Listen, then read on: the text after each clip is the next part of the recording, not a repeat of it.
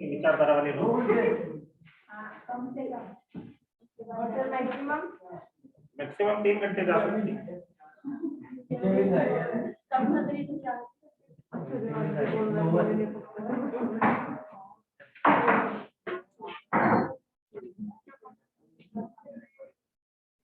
हाँ, return of income topic आप लोग निकाल लीजिए। पीडीएफ टीसीएस के अगले पेज पे आपको दिया हुआ होगा रिटर्न ऑफ इनकम। आईटीआर जिसको बोलते हैं, आपने एक वर्ड सुना हो तो अभी लास्ट डेट गई है जस्ट। आईटीआर सुना आप लोगों ने? Income tax return. हालांकि मैंने तो अपना रिटर्न अभी भरा ही नहीं। आप कहते हो सर लास्ट डेट गई, सुना है क्या? लास्ट डेट गई इनकम टैक्स का रिटर्न भरने की। कल थी 31 तारीख। ये लोग जो थे ना वो न्यू ईयर नहीं मना रहे थे, वो रिटर्न भर रहे थे आधी रात तक। और इस उम्मीद के साथ कि क्या मालूम ताई जाग जाए, थोड़ा लेट कर दे। ताई अपनी किसका उपनाम है? निर्मला सीतारमण, जो एक्ट हमें अपने देश की फिनांस मिनिस्टर। वो उनके हाथ में होता है ना कि लास्ट डेट को बढ़ाना, कम करना, ज्यादा करना। लेकिन उन्होंने पहले से उन्होंने बोला कि हमने तो बढ़ा दी, अब और नहीं बढ़ाएंगे। अब मैंने क्यों नहीं बढ़ा वो रिटर्न, वो आपको इसमें कारण बताऊंगा अभी। देखो, रिटर्न इनकम टैक्स का रिटर्न, रिटर्न नाम से आप लोग टैक्स के अंदर अलग भी नहीं निकल पाए। वैसे रिटर्न का अर्थ होता है वापसी, है ना? यहाँ पे बोलते हैं इसको हिंदी में आयकर विवरणी। हिंदी में जैसे आपने इसका नाम सुना हो तो क्या बोला जाता है? आयकर विवरणी। विवरणी से जरूर आपको थोड़ा क्लियर हो रहा होगा कि सर इसका मतलब ये हुआ कि इनकम टैक्स की हमारी सूचना हम सरकार को दे रहे हैं। टैक्स तो आपने कैसे जमा कराना है वो तो पढ़ा है। एडवांस टैक्स आपको जमा कराने का बताया था। 10,000 से ज्यादा हो रहा हो तो, ज्यादा नहीं है 10,000 से तो आप अगले साल असेसमेंट ईयर में पूरा दे दो एक साथ, कोई दिक्कत नहीं है। लेकिन इनकम टैक्स का रिटर्न सरकार को भरना जरूरी होता है। किन किन को, वो अभी बात करेंगे किन किन लोगों को रिटर्न भरना जरूरी है। रिटर्न में हम क्या होता है, सारी सूचना देते हैं कि हम इस हेड से इतना कमा रहे हैं, इस हेड से इतना कमा रहे हैं, इस हेड से इतना कमा रहे हैं, हमारा रेजिडेंशियल स्टेटस क्या है, उसके अलावा हम कौन कौन सी डिडक्शन ले रहे हैं, टोटल हमारा टैक्सेबल इनकम कितना है, उस पर टैक्स इतना बना है, इतना एडवांस टैक्स चुकाया हुआ है, इतना हमारा टीडीएस कटा हुआ है, इतना टैक्स अभी हम और दे रहे हैं। और भी सारी जो भी टैक्स से जुड़ी हुई डिटेल होती है वो रिटर्न के ऊपर फाइल होती है। उसके साथ हम और भी balance sheet P and L हमारा वो भी लगाते हैं। तो ये इनकम टैक्स का रिटर्न सरकार को देने के पीछे मकसद क्या है? सरकार कहती है कि सर आप अपनी इनकम का हिसाब दो हमें। रिटर्न हम इसलिए जमा कराते हैं, सरकार हमसे क्या मांगती है? एक तरह से हिसाब। फिर वो उसको चेक करती है कि आपने जो हिसाब दिया उसमें आपने सही भरा है क्या सब कुछ, आपने कहीं इनकम को सप्रेस तो नहीं किया, आय को छुपाया तो नहीं है, लॉस को कहीं बढ़ा चढ़ा के तो नहीं दिखाया, टैक्स कहीं कम तो नहीं चुकाया, टैक्स की चोरी तो नहीं कर रहे हो। उसके लिए बाकायदा इनकम टैक्स डिपार्टमेंट क्या करता है? उसकी जांच पड़ताल करता है। उसको असेसमेंट करना बोलते हैं, मूल्यांकन। इनकम टैक्स ऑफिस हमारे रिटर्न का क्या करेगा? मूल्यांकन करेगा। आजकल ये रिटर्न फाइलिंग सारी आपको पता होगा ऑनलाइन होती है। हमको फिजिकल रिटर्न पढ़ने की जरूरत नहीं है। पहले तो फिजिकल होता था, आजकल ये फॉर्म सारे लगभग क्या होते हैं? ऑनलाइन होते हैं। तो इनकम टैक्स का रिटर्न जो भरा जाता है उसकी सेक्शन आज जो हम पढ़ने जा रहे हैं वो सेक्शन आएगी 139। ध्यान रखना, इनकम टैक्स का रिटर्न जो भरा जाएगा वो कौन से सेक्शन में? इनकम टैक्स की 139। ठीक है ना? तो 139 से आपके सेक्शन शुरू हो रही है। पहले 139 का क्लॉज 1 आ रहा है, कंपल्सरी रिटर्न। कि रिटर्न भरना किन किन लोगों को जरूरी है। जैसे हम कई बार सोचें कि भी रिटर्न किसको भरना है, इसको नहीं भरना, तो कंपल्सरी रिटर्न किस किस के लिए जरूरी है? तो देखो 4 लोग बताए गए जिन जिनको ये रिटर्न भरना जरूरी है, कंपल्सरी रिटर्न। आज मैं सुनूंगा भी 1 तारीख है ना, तो आप लोगों को पहले दिन थोड़ा सा कंट्रोल करना जरूरी है ताकि पूरे साल आपको सुनता रहूं और आप बताते रहो। नहीं पढ़ के आए क्या पीछे वाला टीडीएस टीसीएस एडवांस टैक्स? और तो सारे काम कर लेते हो आप, बस पढ़ाई नहीं होती। तो कंपल्सरी रिटर्न में देखो 4 लोगों के नाम आपको आ रहे हैं। पहला आ रहा है every person being a company और फर्म। किसको रिटर्न करना जरूरी है? कंपनी कोई भी प्रकार की, और फर्म, फर्म में आपको पता है एलएलपी भी शामिल होगा। इनको रिटर्न भरना ही पड़ेगा, वेदर देयर इज प्रॉफिट और loss. Whether there is profit और लॉस मीन लॉस हो रहा है तो भी रिटर्न भरना पड़ेगा। फायदे से लॉस हो रहा है तब कोई टैक्स थोड़ी देगी सरकार को ये कंपनी, फिर भी इनको रिटर्न भरना पड़ेगा। चाहे ब्रैकेट में लिख सकते हो वेदर देयर इज प्रॉफिट और लॉस। तो कंपनी और फर्म इनको हमेशा रिटर्न भरना पड़ता है, चाहे प्रॉफिट हो रहा हो चाहे लॉस हो रहा हो। कंपनी और फर्म इनको रिटर्न भरना ही पड़ेगा, चाहे उनको प्रॉफिट हो रहा हो, चाहे मैंने आपको बोला है लॉस हो रहा हो, दोनों ही दशा में। Second point, any other person having total income, speaker बंद, every other person having total income, other person में कौन आ गए, कंपनी फर्म को छोड़ के बाकी लोग individual actual, other person having total income, जिनकी टोटल इनकम एक्सीडिंग ज्यादा हो, किससे ज्यादा हो, एग्जेम्पशन लिमिट, एग्जेम्पशन की लिमिट लगती है 2.5 लाख 3 लाख, उससे ज्यादा हो, बिफोर गिविंग इफेक्ट, प्रभाव देने के पहले, गिविंग इफेक्ट लागू करने के पहले, किसको लागू करने के पहले, प्रोविजन ऑफ चैप्टर 6A, ये कौन से आ गए प्रोविजन चैप्टर 6A का, हाँ, डिडक्शन घटाने के पहले, एंड कैपिटल गेन एग्जम्पशन, या कैपिटल गेन में जो एग्जम्पशन मिलती है 54 की सेक्शन की, 54F की, 54D की, वो कैपिटल गेन वाली कोई भी डिडक्शन घटाने के पहले, चैप्टर 6A की डिडक्शन घटाने के पहले और कैपिटल गेन की एग्जम्पशन घटाने के पहले, अगर किसी करदाता की टोटल इनकम ज्यादा हो, किससे ज्यादा हो, एग्जम्पशन लिमिट से, 2.5 लाख 3 लाख की जो एग्जम्पशन वाली लिमिट है उससे ज्यादा हो, जीटीआई बोल सकते हो, ग्रॉस टोटल इनकम, डिडक्शन घटाने के पहले जो इनकम होती है उसको तो जीटीआई बोलते हैं, तो वो 2.5 लाख या 3 लाख की लिमिट से ज्यादा हो। तो 2 नंबर किनको रिटर्न भरना जरूरी है, अदर असेसी, अदर असेसी को रिटर्न भरना जरूरी है, बुझ टोटल इनकम, जिनकी टोटल इनकम जो वो क्या हो, बुझ टोटल इनकम एक्सीड, जिनकी टोटल इनकम जो वो ज्यादा हो, एक्सीड, किससे ज्यादा हो, the maximum limit, maximum limit, जो एग्जेम्प्टेड लिमिट बोल दो, चाहे मैक्सिमम लिमिट बोल दो, एग्जेम्प्टेड लिमिट से ज्यादा हो, बिफोर डिडक्शन, किसको देने के पहले, चैप्टर 6A की डिडक्शन घटाने के पहले और कैपिटल गेन की एग्जम्पशन घटाने के पहले।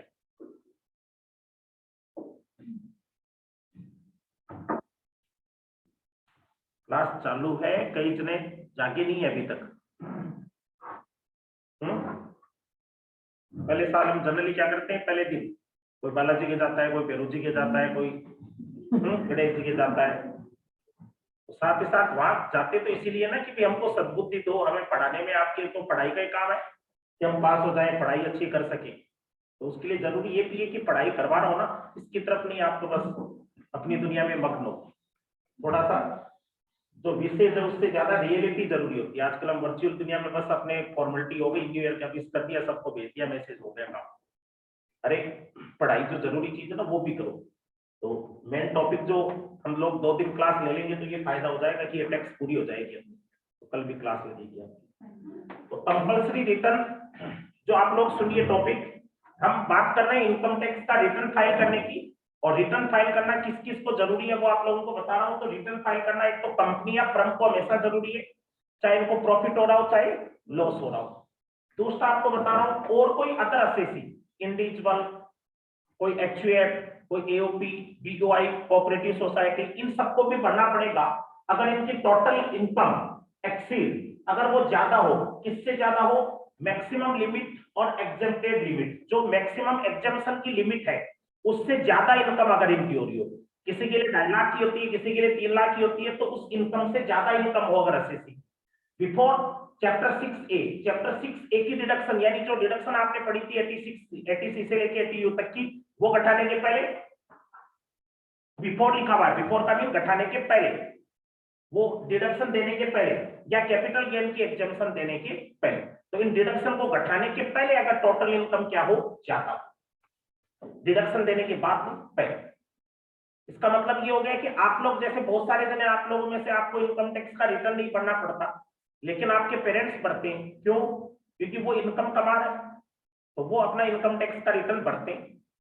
और ये चीजें अब आपको भी ध्यान रखनी होती है कि आप लोग भी अपने पेरेंट्स को, कॉमर्स के स्टूडेंट, इतने टाइम कॉमर्स के स्टूडेंट थे, अब आप टैक्स के स्टूडेंट भी हो, आप कानून सीख रहे हो, सीएस के स्टूडेंट हो, तो आप लोग ये चीजें सबको, दूसरों को भी गाइड कर सकते हो कि सर आप जो बातें बोल रहे हो क्या ये प्रैक्टिकल लाइफ की बातें, हाँ ये प्रैक्टिकल लाइफ की बातें।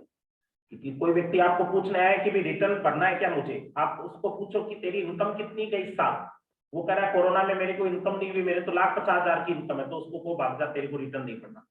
और कोई आदमी ये कहता है कि नहीं मेरी इनकम 2.5 लाख से तो ज्यादा है, तो आप उसको क्या कहो, रिटर्न भरने को बोलो। आपके दादाजी बोल रहे हैं कि मेरी 2.5 लाख से तो ज्यादा है लेकिन 3 लाख से कम है, तो उनको नहीं भरने की जरूरत, वो एग्जामिनेशन की लिमिट में आ रहे हैं ना अभी।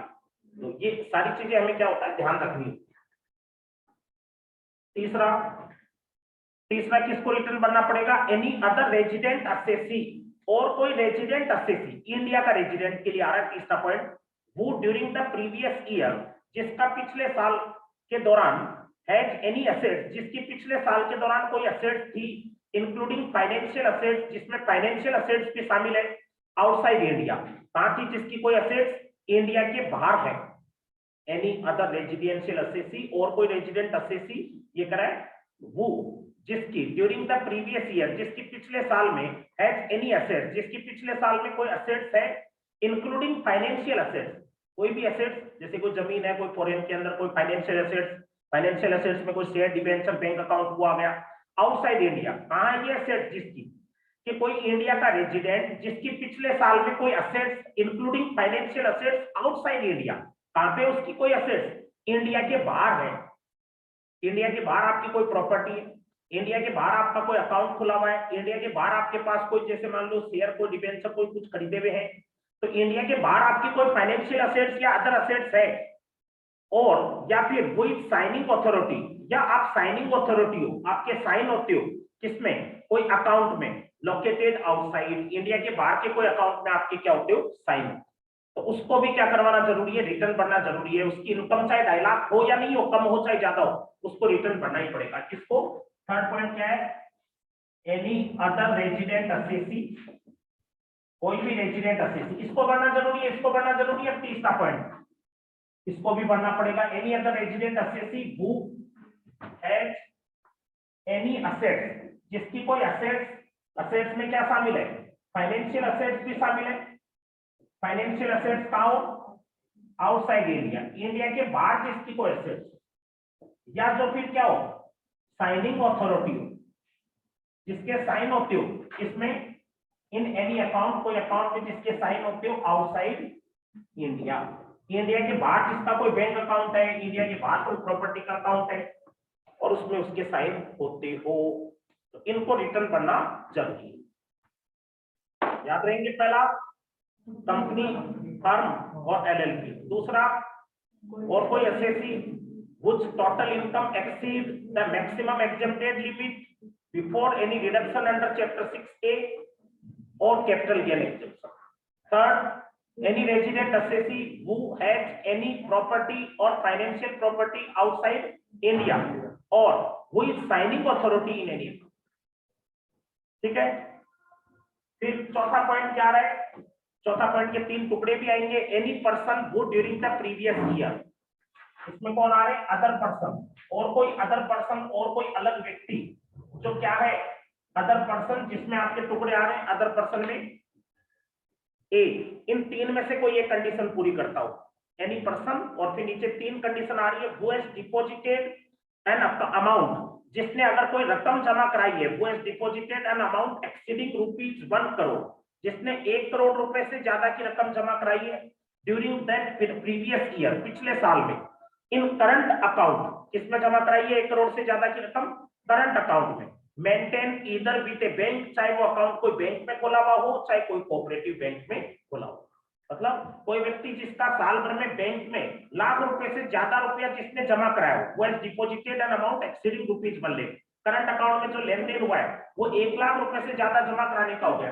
1 करोड़ से ज्यादा का, तो वो हैज डिपॉजिटेड, जिसने जमा कराए हो, कितने पैसे जमा कराए हो, an amount exceeding 1 crore, 1 crore रुपए से ज्यादा जमा कराए हो, किसमें जमा कराए हो, करंट अकाउंट के अंदर, तो उसको रिटर्न भरना जरूरी है, चाहे उसके ऊपर इनकम कितनी क्यों ना हो, 2.5 लाख 3 लाख, या प्रॉफिट हुआ हो या लॉस हुआ हो, लेकिन 1 करोड़ से ज्यादा बैंक में जमा कराए तो रिटर्न भरना ही पड़ेगा।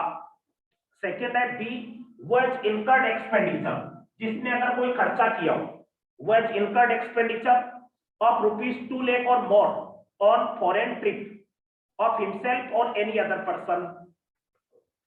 सेकंड आ रहा है वो हैज इनकर्ड एक्सपेंडिचर, जिसने कोई खर्चा किया है कितने से ज्यादा का, 2 लाख से ज्यादा का खर्चा कर दिया और मोर ऑन फॉरेन ट्रेवल, विदेशी यात्रा के लिए 2 लाख से ज्यादा का जिसने खर्चा किया है, किसकी यात्रा, हिमसेल्फ खुद की और एनी अदर पर्सन या और कोई परिवार के सदस्य की किसी की यात्रा के लिए 2 लाख का खर्चा किया है। फॉरेन में जो 2 लाख का घूमने जा रहा है वो ये कहे कि मेरी इनकम तो बहुत थोड़ी सी है, मैं रिटर्न नहीं करूंगा, तो ये छोटी बात होगी ना।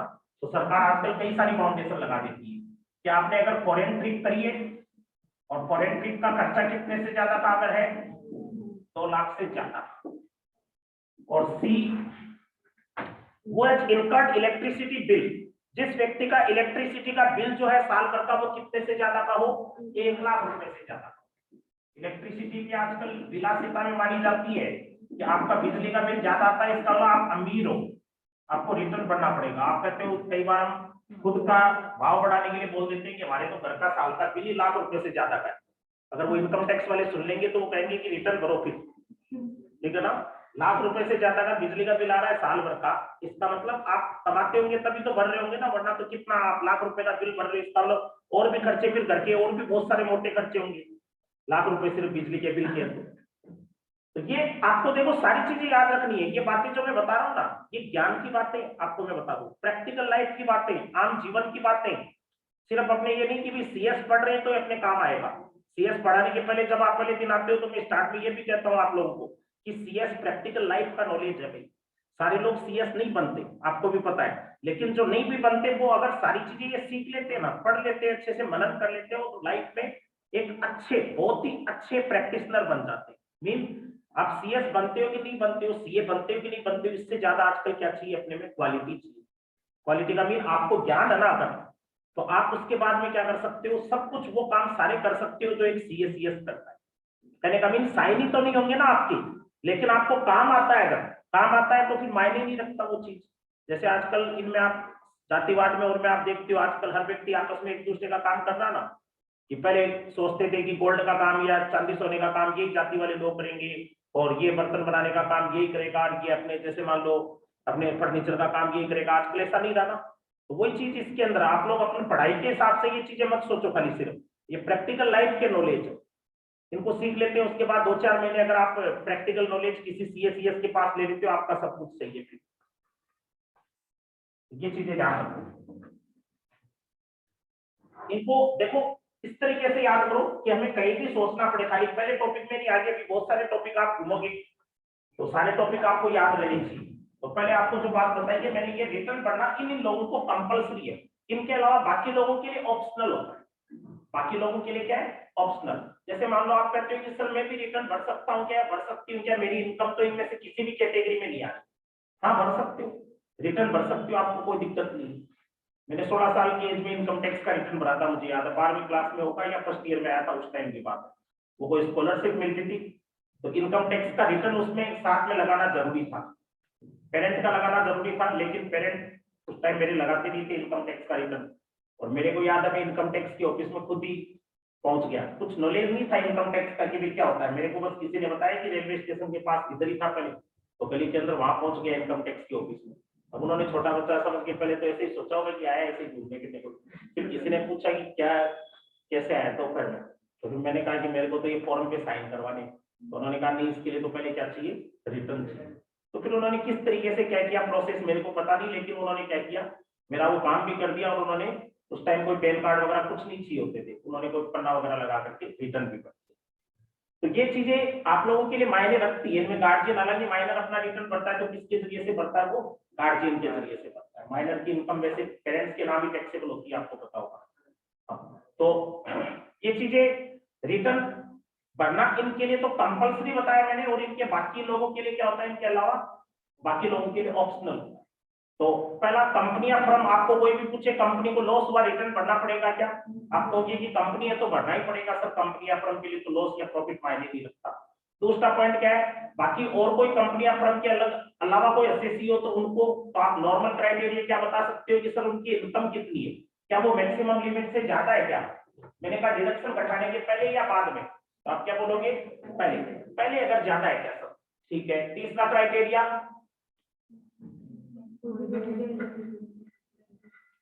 हाँ तीसरा क्राइटेरिया है कि क्या उन एसएससी के पास कोई असेट्स है क्या इंडिया के बाहर। ये अलग अलग इंडिपेंडेंट क्राइटेरिया है, आप तीसरे पॉइंट में ये मत सोचना कि सर असेट तो है फॉरेन में, लेकिन मेरी इनकम तो 1 लाख रुपया ही है, इनकम तो 2.5 लाख से कम है। अरे फिर दूसरा क्राइटेरिया में नहीं आ रहे, लेकिन किस में आ गया, तीसरे में तो आ गए ना, तो आपको रिटर्न भरना पड़ेगा। जरूरी नहीं कि फिर 2 नंबर में भी आप आओगे। आपकी असेट्स फॉरेन में है क्या, या आप कोई फॉरेन के अकाउंट के होल्डर हो क्या। चौथा अदर पर्सन, इसमें भी 3 क्राइटेरिया है, 3 में से कोई एक पूरा हो रहा है क्या। मीन पहला कि आपने कोई बैंक में जमा कराया क्या करंट अकाउंट में 1 करोड़ रुपया से ज्यादा, या दूसरा फॉरेन ट्रिप पे कोई 2 लाख रुपए से ज्यादा साल भर में खर्च किए क्या, और तीसरा इलेक्ट्रिसिटी का बिल 1 लाख रुपए से ज्यादा का आया। तो आपको पहले ही बता देता हूं, ये असेसमेंट का जो चैप्टर है ये आप याद कर लोगे तो लास्ट कड़ी, ये बस लास्ट चैप्टर है इनकम टैक्स का, असेसमेंट लास्ट चैप्टर है ये, और इसको याद कर लोगे तो आप लोगों का एक बहुत बड़ी बाधा आपकी ये भी दूर हो जाएगी। मीन इसमें बच्चों की बहुत ज्यादा गलतियां होती है, बहुत ज्यादा। तो आप लोग इसको समझते जाओ, समझाने में कोई कमी नहीं छोड़ रहे। आप लोगों पे रहता है कि आप याद करते हो कि नहीं करते उस चीज को। कोई डाउट हो तो आप लोग बोलो, कोई डाउट है क्या इस बात में, देख लो।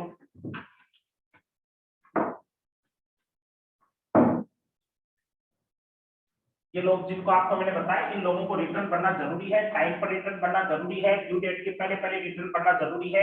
रिटर्न के लिए कोई सीएस की वैसे जरूरत नहीं होती है, रिटर्न पे किसी सीए या सीएस के साइन भी नहीं होते, आपको बता दूं। रिटर्न पे करदाता के खुद के साइन होते हैं। मैं मेरा रिटर्न भर रहा हूं तो मेरे साइन होंगे, आप अपना रिटर्न भर रहे हो तो आपके साइन होंगे। फिर भी हमें सीएस की जरूरत पड़ती है, क्योंकि हमें रिटर्न भरने की विधि नहीं आती, एक तरह से ये मान सकते हो कि भाई एक आम इंसान को पता नहीं होता रिटर्न कैसे भरा जाए, क्या भरा जाए, तो सीएस क्या कर देता है, वो रिटर्न भरने में उसकी मदद कर देता है। मतलब वो हमें पूछ पूछ के हमारे डिटेल वगैरह मंगवा के वो रिटर्न भर देगा। फिर अब नीचे क्या आ रहा है देखो, due date of filing return. Return भरने की ड्यू डेट क्या है, रिटर्न जो भरा जाता है उसकी ड्यू डेट आप लोगों को बता रहा है कि रिटर्न भरना कब तक भरना जरूरी होता है। पहला आ रहा है जैसे कंपनी एसएससी, रिटर्न भरने की ड्यू डेट आपको बता रहा हूं। कंपनी एसएससी के लिए ड्यू डेट क्या दे रखी है, 31 अक्टूबर असेसमेंट ईयर की।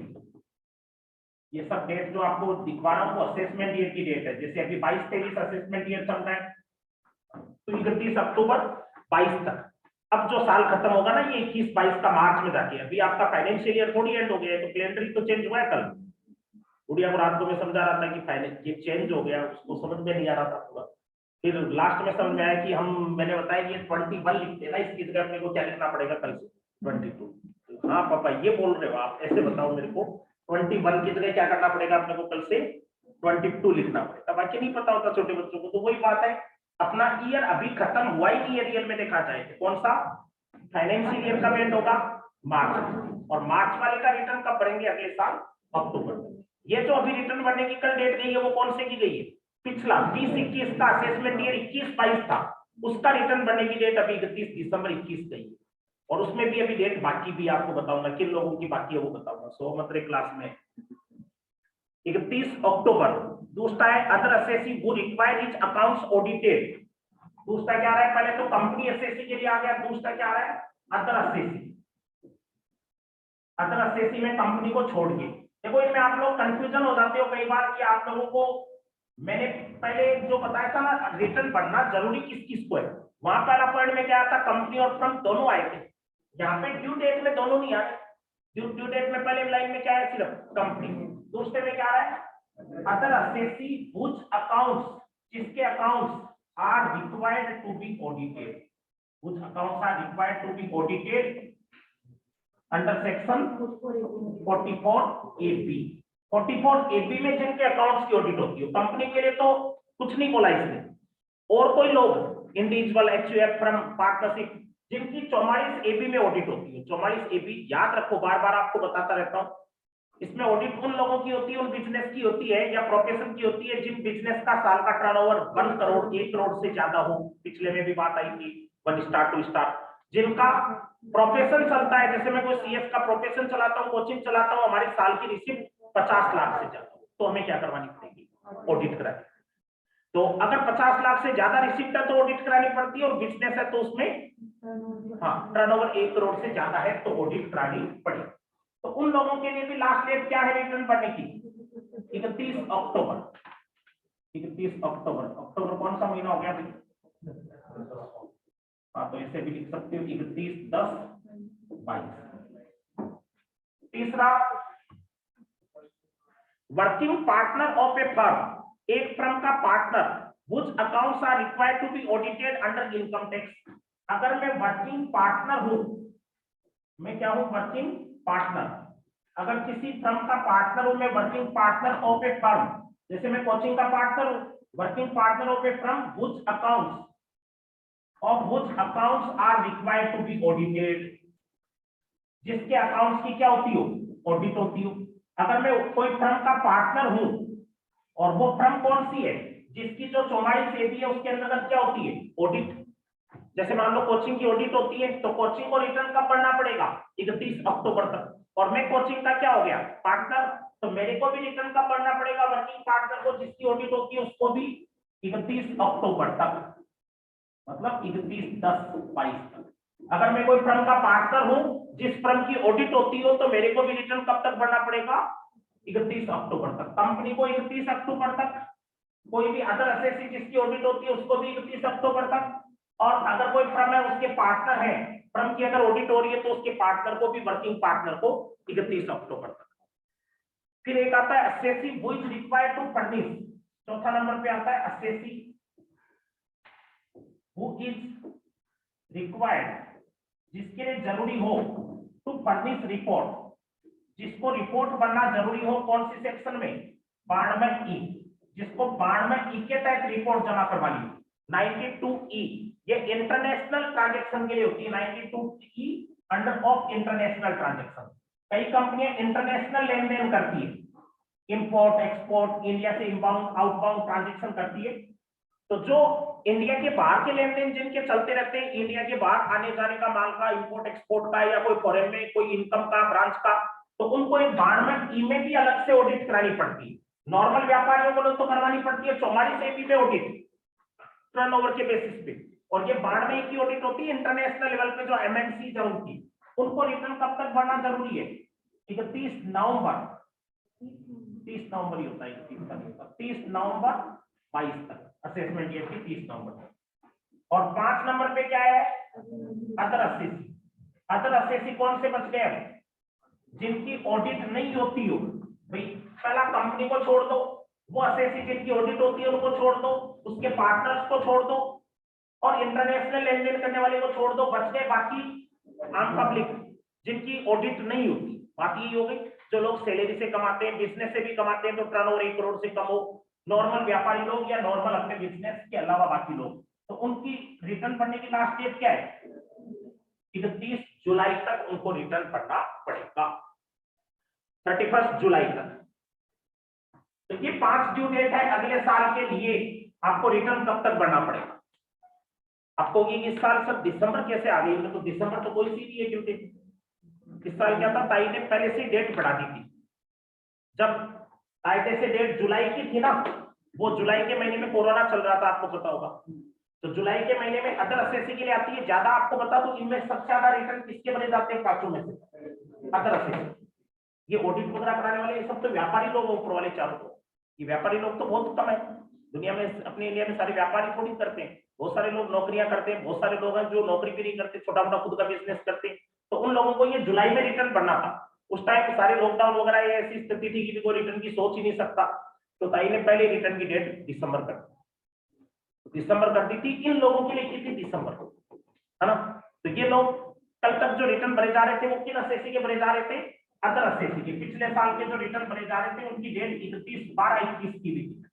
ये जो ऊपर वाले चारों लोग हैं, तीनों लोग, इनकी डेट ताई ने क्या कर दी थी? 31 जनवरी 22 कर दी थी ऑलरेडी, पहले से ही पड़ा। अक्टूबर के महीने में 3 महीने का एक्सटेंशन हो गया था। सोचो अक्टूबर में होनी थी ना इनकी लास्ट डेट, अक्टूबर से पिछले साल तो 31 अक्टूबर 21 होनी चाहिए थी कायदे से लास्ट डेट रिटर्न भरने की, 20-21 के साल की। तो वो अक्टूबर के बजाय नवंबर, दिसंबर और सीधी क्या दे रखी है उन्होंने? जनवरी, 31 जनवरी। तो इसलिए मैंने रिटर्न अभी नहीं भरा, क्योंकि मेरी पार्टनरशिप फर्म को क्या करवानी है? ऑडिट करानी है। सीए अभी फ्री नहीं है, सीएस अभी फ्री नहीं है, और ऑडिट कराने के बाद में रिटर्न कब भर देंगे हम लोग? ये अक्टूबर की जगह अभी डेट कौन सी चल रही है? जनवरी की। तो हम 31 जनवरी तक करने का मतलब हम क्या करेंगे? रिटर्न भर देंगे। मेरा भी रिटर्न उस टाइम ही भरा जाएगा, और पार्टनरशिप फर्म का, क्योंकि पार्टनरशिप फर्म तो किसमें आ जाएगी? सेकंड में, कि अदर असेसी कुछ accounts are required to be audited. तो तो इसमें आ जाएगी। तो 31 अक्टूबर तक वो पार्टनरशिप फर्म का रिटर्न जो 31 की जगह 31 जनवरी तक भर सकते हैं। और ये नीचे वाले में मैं वर्किंग पार्टनर हो गया, मेरा भी रिटर्न कब तक भरा जाएगा? 31 जनवरी। तो समझ रहे हो क्या बात को? ये डेट कहने का मीन ये तो परमानेंट डेट है जो आपको मैंने लिखी है ना। और सरकार पे प्रेशर पड़ता है तो सरकार क्या करती है, डेट वगैरह इनको बढ़ाती भी है। लेकिन आपको बढ़ाई हुई डेटें नहीं याद रखनी। आपको एकेडमिक पर्पज के लिए कौन सी डेट याद रखनी है? ये जो मैंने लिख रखी है। बढ़ाई हुई डेटें तो हर साल सरकार कब क्या क्या बढ़ाती रहेगी, आपको उनके पीछे नहीं भागना। वो प्रैक्टिकल यूज वाली होती है। वो सीएस लोग हम काम करते हैं, हमारे काम आएगी। और आप लोगों को याद करने के लिए कौन सी याद रखनी है? ये जो आपको लिख रही है। तो ध्यान रखिए, रिटर्न कंपनी एसएससी और कोई फर्म या कोई भी एसएससी जिनके अकाउंट्स की ऑडिट होती हो 44 एबी में, कोई फर्म जिसके पार्टनर और वर्किंग पार्टनर जिस फर्म की ऑडिट होती हो, इन तीनों के लिए डेट क्या है? 31 अक्टूबर। और कोई एसएससी जिसके इंटरनेशनल ट्रांजैक्शन की रिपोर्ट 92 में जमा करानी हो, उनके लिए क्या होती है? 30 नवंबर। और जो अदर एसएससी होते हैं उनके लिए लास्ट डेट क्या होगी? 31 जुलाई रिटर्न भरने। तो बोलो इन बातों में कोई डाउट हो तो?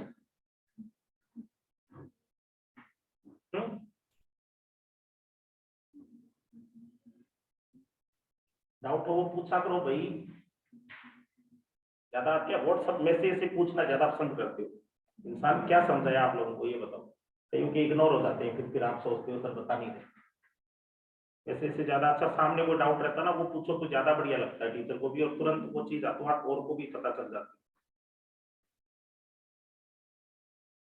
कहीं को कैसे डाउट नहीं आता, न पढ़ते टाइम आता है न खुद हम पढ़ाते तब। याद कर लोगी क्या डेटें सारी? ऑडिट की ये रिटर्न की डेट क्या है? Last date idea.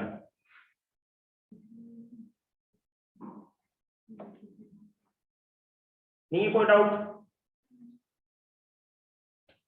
किसी को भी?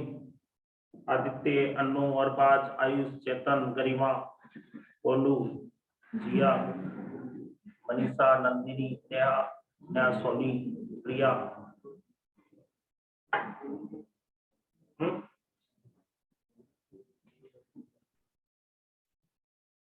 चलो फिर आगे। ऐसे लगता है ऑनलाइन वाले आजकल डरने लगे मेरे से। ऑफलाइन वालों का तो डर खत्म हो गया।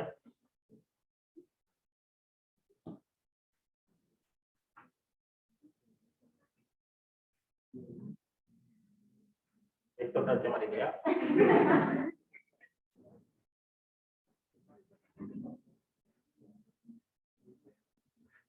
ऑनलाइन में कुछ नहीं हो सकता। ऑनलाइन में आपको बस धमका सकते हैं, डांट फटकार सकते हैं, पिटाई तो हो नहीं सकती। देखिए आ रहा है अगला, रिटर्न ऑफ लॉस। अगला टॉपिक आ रहा है रिटर्न ऑफ लॉस। सेक्शन आ रही है 139(3). अभी ड्यू डेट की आपने पढ़ी थी 139(2) की, 139(2) की ऊपर। अब 3 आ रही है loss return part. Loss return की क्या कहती है वो सुनिए ध्यान से।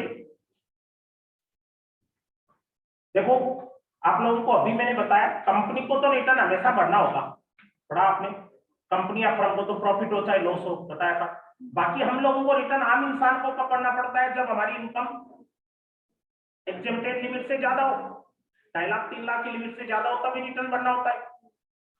लेकिन कई बार हमें बिजनेस में या और कोई हेड में इनकम 2.5 लाख से ज्यादा नहीं है, लॉस हो रहा है हमें उल्टा, तो भी रिटर्न भरना चाहिए। क्योंकि हमें जो लॉस हुआ है वो लॉस आप अगर कैरी फॉरवर्ड करना चाहोगे, अगले साल ले जाने के नियम आपने पढ़े ना, याद हो तो? कैरी फॉरवर्ड, लॉस को कैरी फॉरवर्ड करने का 8 साल तक, कई लॉस 4 साल तक होते थे। तो वो लॉस को अगर रिटर्न में आप टाइम पर रिटर्न भर दोगे और कोई भी हेड का लॉस हुआ वो उस रिटर्न में दिखाओगे कि मुझे इस हेड में इतना लॉस हुआ है, तभी वो लॉस आगे कैरी फॉरवर्ड हो पाएगा, अदरवाइज नहीं हो पाएगा। तो कोई भी लॉस होता है वो बिजनेस के लिए अच्छी बात है, इनकम टैक्स की नजर से अच्छी बात है। मैं कहूं कि मेरी कोचिंग में 2 लाख का लॉस हुआ है, तो ये 2 लाख का लॉस मैं अगर दिखाता हूं तो अच्छी बात है। अगले साल कैरी फॉरवर्ड कर दूंगा, अगले साल की इनकम में से क्या कर दूंगा, फर्म की में से 2 लाख कम हो जाएगा। लेकिन उसके लिए मेरे को इस साल फर्म का पहले क्या भरना पड़ेगा, रिटर्न। मेरे को लॉस हुआ है तो मेरे को पहले क्या भरना पड़ेगा, रिटर्न। मीन लॉस होने पे भी रिटर्न बनना चाहिए। देखो ये क्या कर रहा है, लॉस होने पे रिटर्न क्यों बनना चाहिए। इफ एन असेसी, अगर कोई असेसी वांट टू कैरी, अगर कोई असेसी कैरी फॉरवर्ड करना चाहता है, if an assessee want to carry forward of previous year loss, अगर कोई असेसी कैरी फॉरवर्ड करना चाहता है लॉस को ऑफ प्रीवियस ईयर, पिछले साल का, then return of loss is required to be filed before due date। तो लॉस का रिटर्न किसके पहले भरा जाना चाहिए, बिफोर ड्यू डेट को अंडरलाइन करो। ये लेट भी नहीं होना चाहिए, ड्यू डेट तक ही रिटर्न भरा जाना चाहिए, ड्यू डेट तक। ये उसमें भी बात बताई थी वैसे तो आपको कैरी फॉरवर्ड वाले चैप्टर में। Following loss can be carry forward, नीचे बताए हुए लॉस जो वो अगले साल तभी ले जाए जा सकते हैं इफ रिटर्न इज फाइल्ड, अगर लॉस का आप रिटर्न भर देते हो टाइम पर तभी इन लॉस को कैरी फॉरवर्ड किया जा सकता है। कौन कौन से लॉस, जैसे लॉस फ्रॉम बिजनेस प्रोफेशन, हमारे बिजनेस का लॉस, मैं कहूं कि मेरे बिजनेस में लॉस हो रहा है तो सरकार, मैं अगले साल कहता हूं कि इस साल तो मैंने रिटर्न भरा नहीं, मैं कहता हूं लॉस हुआ था क्या, रिटर्न भरना था सर। अब अगले साल मैं कहता हूं कि साहब मेरे को पिछले साल 3 लाख का लॉस हुआ था, सरकार कहेगी पिछले साल रिटर्न भरा था क्या आपने, मैंने कहा रिटर्न भरने किया, जब तक लॉस हुआ था मेरे को, सरकार कहेगी तो भी पिछले साल रिटर्न भरते। सर लॉस को आप कैरी फॉरवर्ड कर रहे हो ना अगले साल, तो आपको क्या बनना चाहिए था, रिटर्न। तो कौन सा लॉस कैरी फॉरवर्ड करने के लिए रिटर्न भरने की जरूरत है, बिजनेस का लॉस, दूसरा स्पेकुलेटिव बिजनेस का लॉस, तीसरा स्पेसिफाइड बिजनेस का लॉस 35 वाला, चौथा लॉन्ग टर्म कैपिटल गेन का लॉस, पांचवा शॉर्ट टर्म कैपिटल गेन का लॉस, और छठवां हॉर्स रेस के जो हॉर्स होते हैं इनको मेंटेन करने का लॉस। ये 6 लॉस आपने ज्यादा डिटेल में देखो कैरी फॉरवर्ड वाले सेट ऑफ चैप्टर में पढ़े, तो यहाँ पे इनका सिर्फ नाम बता रहा हूं। तो इन 6 लॉस को एक कैरी फॉरवर्ड करना हो तो हमें क्या करना होगा, रिटर्न। कौन कौन से 6 लॉस, बिजनेस का, स्पेकुलेटिव बिजनेस का और स्पेसिफाइड बिजनेस का, तीन तो बिजनेस हेड के लॉस हो गए, दो लॉन्ग टर्म कैपिटल गेन का loss, short term capital gain का लॉस, दो कैपिटल गेन के हो गए, और एक हॉर्स रेस मेंटेन करने के हॉर्स होते हैं उनका। हालांकि नीचे नोट भी दे रखा है कि 2 लॉस ऐसे हैं जिनका रिटर्न भरे नहीं भरे कोई फर्क नहीं पड़ेगा, आप कैरी फॉरवर्ड कर सकते हो। कौन कौन से 2 loss, loss from house property and दूसरा अनअब्सॉर्ब्ड डेप्रिसिएशन। हाउस प्रॉपर्टी एड का लॉस बिना रिटर्न भरे भी आप अगले साल ले जा सकते हो, कि अगले साल आप कहते हो कि सर पिछले साल मेरे हाउस प्रॉपर्टी का लॉस था, सरकार मान लेगी। और दूसरा अनअब्सॉर्ब्ड डेप्रिसिएशन, कि इस साल आपको डेप्रिसिएशन नहीं दिखा पाए पीएनएल में, तो डेप्रिसिएशन नहीं दिखाते हैं तो सरकार अगले साल इस साल का भी एक साथ दिखाने की इजाजत दे देगी, दोनों साल का एक साथ। तो अनअब्सॉर्ब्ड डेप्रिसिएशन और हाउस प्रॉपर्टी का लॉस, ये 2 ही एकमात्र ऐसे लॉस हैं जिनको आप बिना रिटर्न भरे अगले साल क्या कर सकते हो, कैरी फॉरवर्ड। बाकी ये 6 लॉस जो है ऊपर पड़े हुए, इनका लॉस का रिटर्न भरना जरूरी है, और वो भी कब तक भरना जरूरी है, ड्यू डेट तक ही। जैसे मान लो अक्टूबर ड्यू डेट है बिजनेस वगैरह के लिए, अक्टूबर के बाद में अगर मैंने लेट भरा है नवंबर में, तो रिटर्न तो सरकार मान लेगी, लेकिन लॉस जो दिखाया वो कैरी फॉरवर्ड नहीं हो पाएगा। फिर ध्यान रखना, कैरी फॉरवर्ड करने के लिए लॉस का रिटर्न कब तक भरना जरूरी है, up to due date, due date के पहले या उस टाइम तक ही भरना जरूरी है। ये लॉस के रिटर्न की बात आती है कि ड्यू डेट के पहले पहले भरा जाना चाहिए, इसमें कोई एक्सटेंशन नहीं मिलता।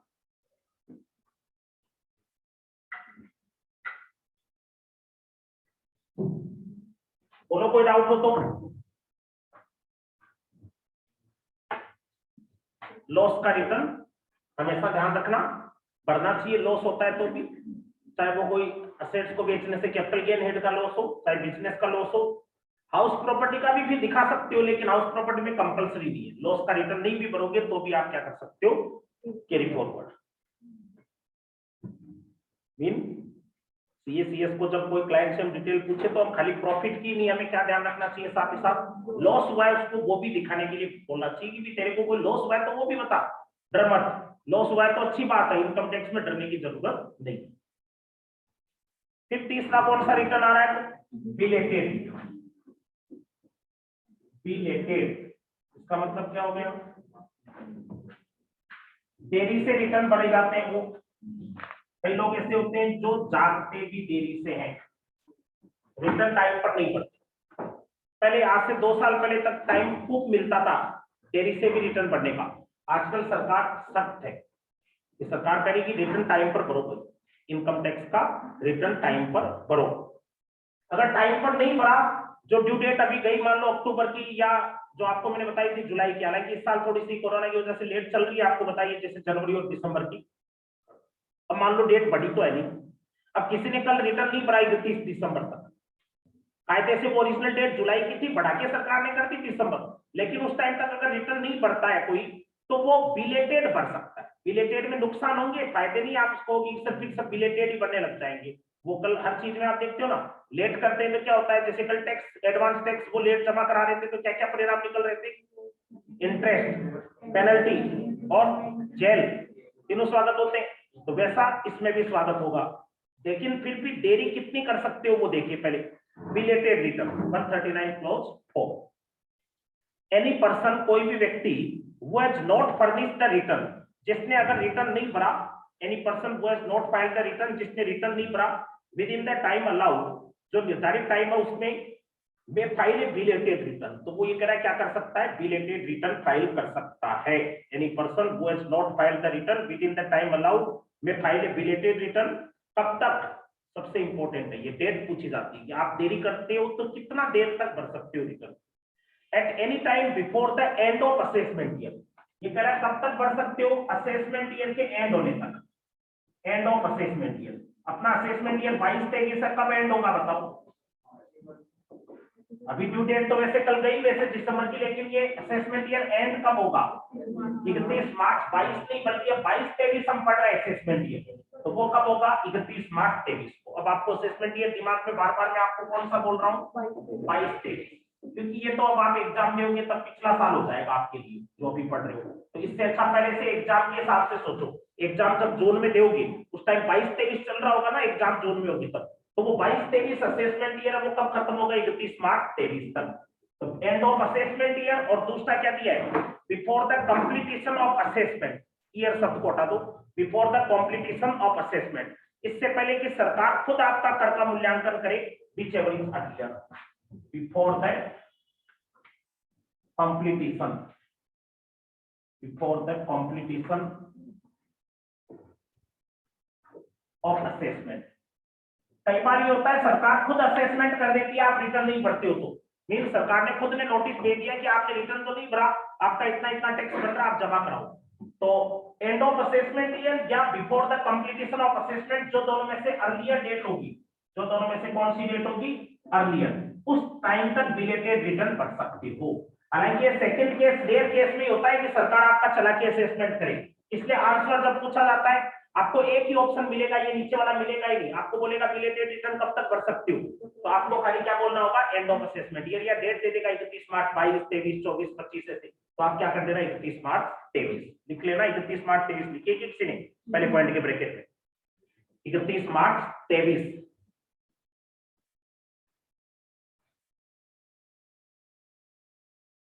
तो आपको असेसमेंट ईयर एंड होने तक, पहले क्या होता था, एक साल और मिलता था लेट भरते थे तो भी, असेसमेंट ईयर एंड होने के बाद एक साल तक भर सकते थे बिलेटेड, मतलब 31 मार्च 24 तक चलता था पहले मामला, एक साल और मिल जाता था, अब नहीं मिलता।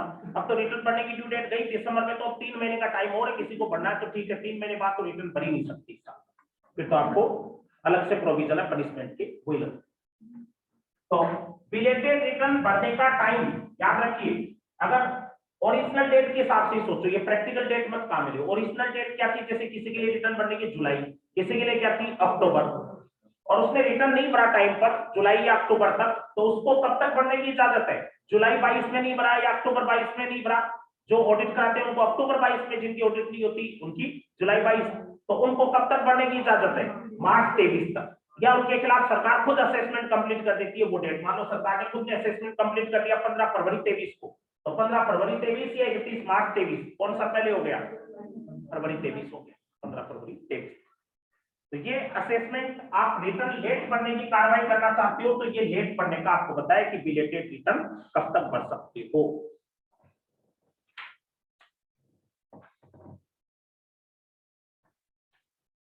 एक आप नीचे एक लास्ट में 3 नंबर पॉइंट दिया, आप अगले पेज पे एक बार देखना, पहले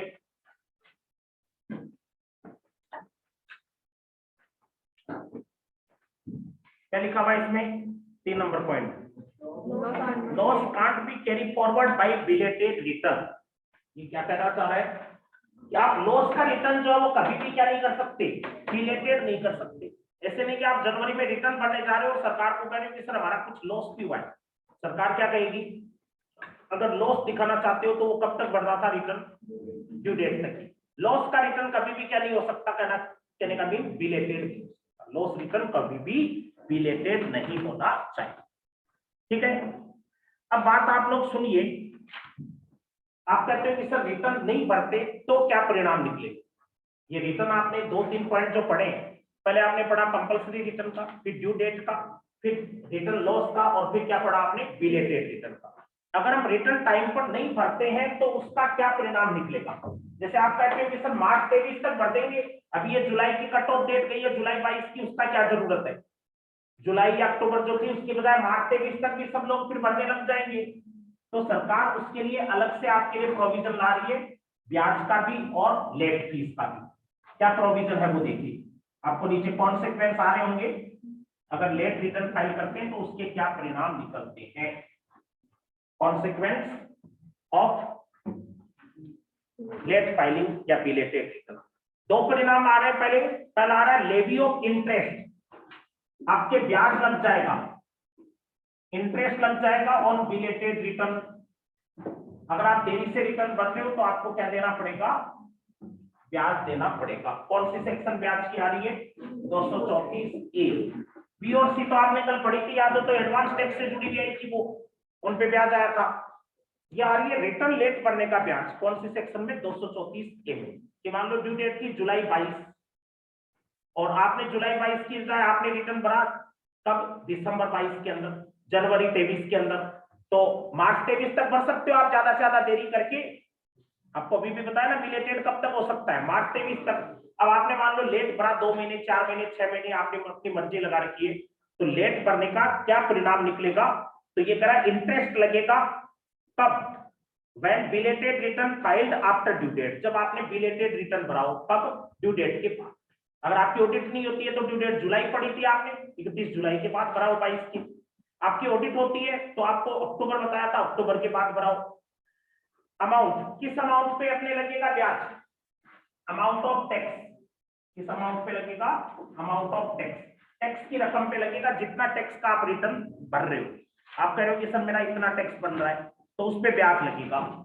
कितनी रेट से लगेगा ब्याज, 1% पर मंथ और पार्ट ऑफ मंथ। या आप समझते होंगे कि 1% पर मंथ मीन पूरे महीने का भी 1% है, तो हाँ पार्ट का भी 1% लेंगे, पूरा महीना लेंगे। पीरियड, कब से लगेगा ये ब्याज, from first day after the due date of filing return. Return भरने की ड्यू डेट के अगले दिन से लेके, रिटर्न भरने की ड्यू डेट मान लो 31 जुलाई है तो उसके अगले दिन 1 अगस्त से लेके till the date of filing return, जिस तारीख को आप रिटर्न भरोगे तब तक, या सरकार आपके खिलाफ असेसमेंट जिस तारीख को कंप्लीट कर दे वो तारीख। जनरली हम खुद रिटर्न भरेंगे बिलेटेड, तो जिस तारीख को हम भरेंगे, मान लो आपके रिटर्न भरने की डेट थी 31 जुलाई 22, आपने रिटर्न भरा 5 नवंबर को, तो कितना देर किया भाई, 31 जुलाई 22 लास्ट डेट थी रिटर्न भरने की और आपने 5 नवंबर को रिटर्न भरा, अगस्त, सितंबर, अक्टूबर और 5 नवंबर, तो 3 महीने 5 दिन हो गए, 4 महीने का आपका टैक्स है मान लो 60,000 रुपया जो रिटर्न में आपने दिखाया अपना, 1% ब्याज लगेगा और कितने महीने का लगेगा, 4 महीने। तो सरकार कहेगी सर 60,000 रुपए के अलावा क्या करो, 2400 रुपए ये ब्याज के भी देवो। वो 234BC वो एडवांस टैक्स का ब्याज वो अलग है, वो भी लगता है। आप एक साथ टैक्स लेके जाओगे तो वो भी ब्याज लगेगा, एडवांस जमा करा दिया तो नहीं लगेगा। और ये यहाँ पे लग रहा है रिटर्न लेट भरने का ब्याज, कि आपने रिटर्न टाइम पर नहीं भरा तो उसका ब्याज लग रहा है। कितने से लेके कितना लग रहा है, ये रिटर्न भरने की जो ड्यू डेट होती है ना उसके अगले दिन से लेकर के रिटर्न करना। ये मान लो मैंने ऑडिट करवाई होती, तो मान लो मेरी ऑडिट करवाई हुई होती, मैं तो रिटर्न भरने की लास्ट डेट 31 अक्टूबर होती और मैंने 5 नवंबर को भरा होता, तो 5 दिन का मतलब 1 महीने का ब्याज लगता। 1 महीने का ब्याज कितना होता, 600। अगर मेरी ऑडिट हो रही होती तो लास्ट डेट अक्टूबर हो जाती ना, फिर 1 महीने का ब्याज लगता, 5 नवंबर को रिटर्न भरा होता तो। और यहाँ पे ऑडिट नहीं हो रही तो जुलाई से गिना आप लोगों ने, जुलाई के बाद में अगस्त, सितंबर, अक्टूबर, नवंबर, 4 महीने का ब्याज लग गया। तो ध्यान दीजिए हम पढ़ रहे थे 139 रिटर्न का चल रहा है, बीच में रिटर्न नहीं भरने का पेनल्टी ब्याज वो सब भी पढ़ने लग गए। ब्याज लगेगा रिटर्न नहीं भरते हो तो, बिलेटेड रिटर्न भरा तो, और कितना ब्याज लगेगा 1%, कब से लेके कब तक लगेगा, ड्यू डेट जो होती है उसके अगले दिन से लेके और रिटर्न भरने की तारीख तक या असेसमेंट होने तक। असेसमेंट पहले ही हो जाए, मान लो हमने रिटर्न भरा ही नहीं, हमारे घर छापा डालने आ गए, तो वो असेसमेंट हमारा करके जाएंगे उस तारीख तक। जैसे एक एग्जांपल भी दिया मैंने इसमें नीचे, Rajesh is an individual assessee. Rajesh एक असेसी है जिसकी ड्यू डेट रिटर्न भरने की 31 जुलाई 21 है। आप 22 कर लो क्योंकि हम अगले साल के हिसाब से चल रहे हैं। 31 जुलाई 22 है। Actual date of filing return, उसने एक्चुअल में रिटर्न कब भरा, 5 जनवरी 23 कर लो, 5 जनवरी 23 को रिटर्न भरा। टैक्स की रकम 60,000 है, ये तो वही मामला बन गया। कैलकुलेट इंटरेस्ट, तो इंटरेस्ट बताइए 234 ए में, तो 234 ए में समझ जाना चाहिए कि लेट फाइलिंग का मामला है। तो जुलाई में रिटर्न भरने की डेट थी, हमने भरा 5 जनवरी 22 को, तो कितने महीने लेट हो गए, 6 महीने। तो 6 महीने का ब्याज निकाल लो, 60,000 रुपए की रकम, 1% रेट और 6 महीने का ब्याज, कितना हो गया,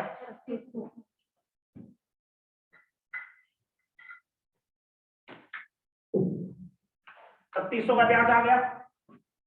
ये 234 ए का मामला है। तो इंटरेस्ट और लग जाएगा इतना 3600 का, फिर पेनल्टी भी लगेगी। खाली इतने में बात नहीं है आपका हिसाब। जने क्या होते हैं, होशियार होते हैं कि सर हमारा तो टैक्स ही 5,000 का बन रहा है, ब्याज कितना लग जाएगा, 500 का लग जाएगा, 1000 का। भाई 5,000 रुपए का 1% निकालोगे तो 50 रुपये तो हुआ 1 महीने का ब्याज। आप कहोगे 2 महीने लेट भरेंगे तो सर 100 रुपया लगेगा, 3 महीने लेट भरेंगे तो 150 रुपया लगेगा। चलेगा सर, हमारे को 5,000 रुपए खर्च नहीं करने पड़ रहे पहले, तो आप डेढ़ होशियार बन रहे हो, तो पेनल्टी लगेगी। फिर ये कौन सी सेक्शन आ रही है पेनल्टी की, 234F। दोनों लगते हैं, मतलब ब्याज भी लगेगा लेट भरेंगे तो, और पेनल्टी भी लगेगी फॉर बिलेटेड रिटर्न। वो लेट फीस बोला जाता है, वैसे फीस बोला होगा सिर्फ, पेनल्टी है एक तरह से। क्या बोल रखा है इसको, पेनल्टी दिखाते हैं, फीस बोला जाता है, fees for late filing, fees for late filing. If an assessee has filed, अगर कोई assessee ने, अब ये पेनल्टी कितनी लग रही है वो देखिए, पेनल्टी अलग होती है, पेनल्टी का मीन हो गया या फिर जुर्माना एक तरह से। ये इंटरेस्ट क्यों ले रही है सरकार, सरकार करिए आपसे टाइम पे टैक्स नहीं दे रहे हो इसलिए ब्याज भी लाओ, तो वो तो ब्याज का नुकसान भरपाई कर रही है सरकार, और इधर क्या लेगी आपसे, पेनल्टी, ये दंड हो गया एक तरह से। If an assessee filed belated return, अगर कोई assessee ने belated return फाइल किया आफ्टर द ड्यू डेट के बाद, मीन 31 दिसंबर के बाद आपने रिटर्न फाइल किया है, तो 5,000 रुपया पेनल्टी लगेगी। 31 दिसंबर तक बोला है।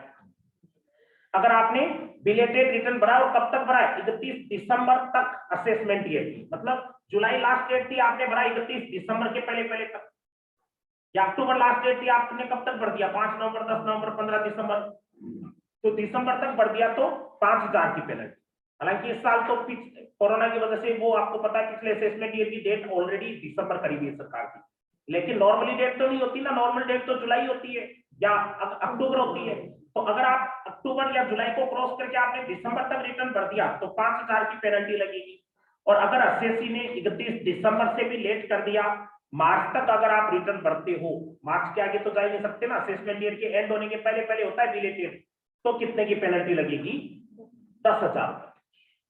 अगर रिटर्न टाइम पर नहीं भरते हैं तो पेनल्टी लगती है, दिसंबर तक भरोगे, रिटर्न टाइम पर नहीं भर के लेट भरा है तो दिसंबर तक तो 5,000 की, और दिसंबर से भी ऊपर कर दिया तो 10,000। लेकिन सुनिए, अगर आपकी टैक्सेबल इनकम 5 लाख रुपया से कम है तो पेनल्टी 1,000 रुपया ही लगेगी इन दोनों केस में ही। मतलब 5 लाख रुपया से अगर आपकी इनकम कम है तो आपको पेनल्टी चाहे दिसंबर तक भरते हैं या दिसंबर के बाद मार्च तक भरते हैं, आपकी पेनल्टी सिर्फ 1,000 रुपीज होगी। इसका मतलब ये 5,000 10,000 ऊपर पेनल्टी किन पे लागू होगी, फिर जिनकी इनकम 5 लाख से ज्यादा हो। तो जिनकी इनकम 5 लाख से ज्यादा है उन लोगों के लिए तो पेनल्टी है दिसंबर तक के लिए 5,000, दिसंबर से ऊपर होते ही 10,000, और जिनकी इनकम 5 लाख से कम है उनके लिए पेनल्टी कितनी है, 1,000।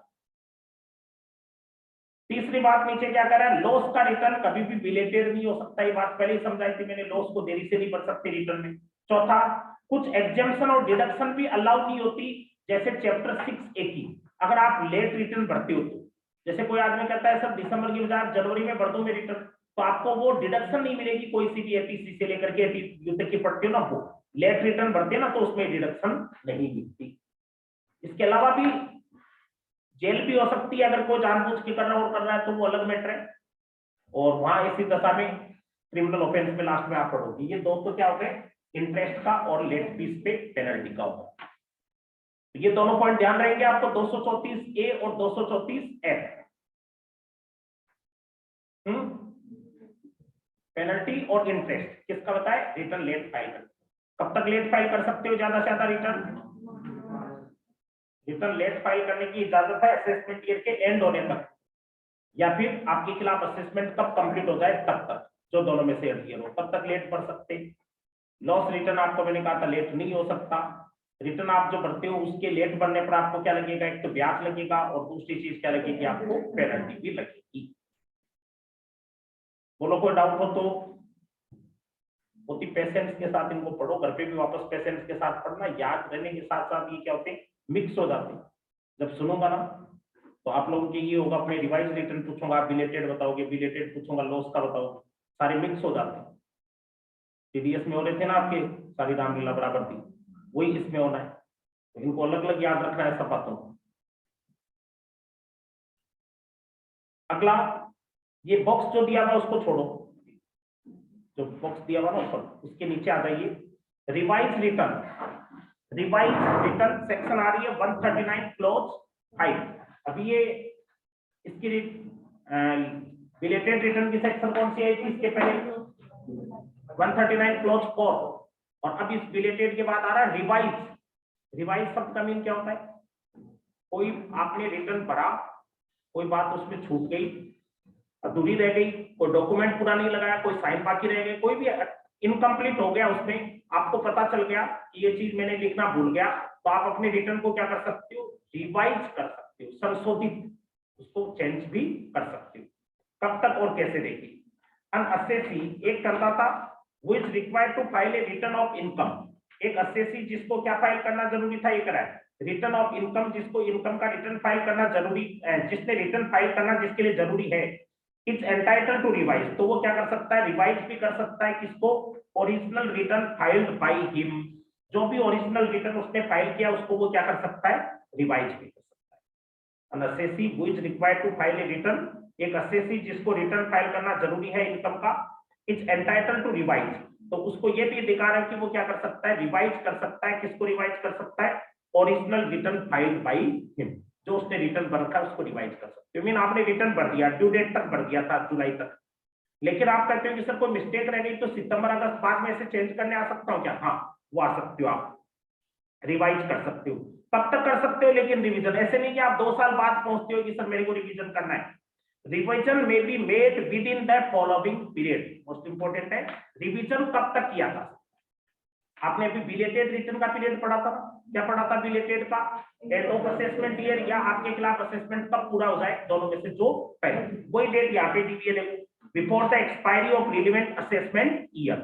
क्या होगा, असेसमेंट ईयर एंड होने की तारीख अभी कौन सी लिखोगे, अगर लिखनी हो तो 31 मार्च 23 लिख लो, तारीख काम आएगी ज्यादातर, अगला सवाल में क्या ऑप्शन तारीखों में देता है, तो 31 मार्च 23 लिख लो यहाँ। और दूसरा before completion of assessment, before completion of assessment करो इसको, ए वाई की जगह काट दी, before completion of assessment whichever is earlier, whichever is earlier.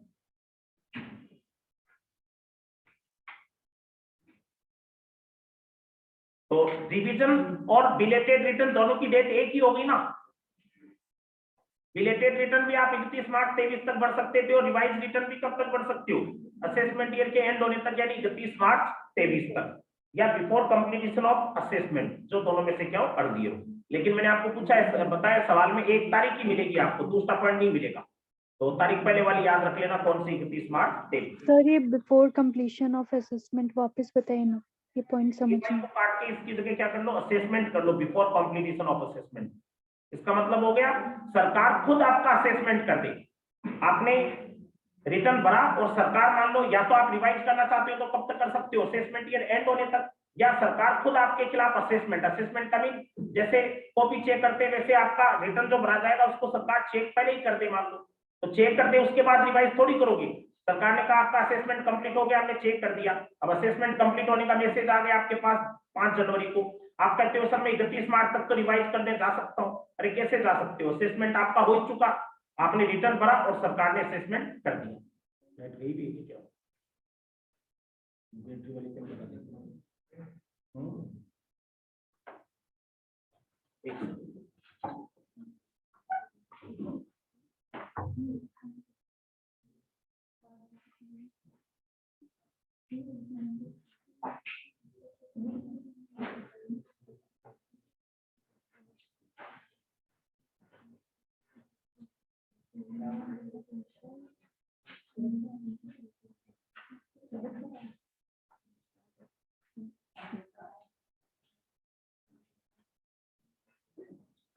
हाँ,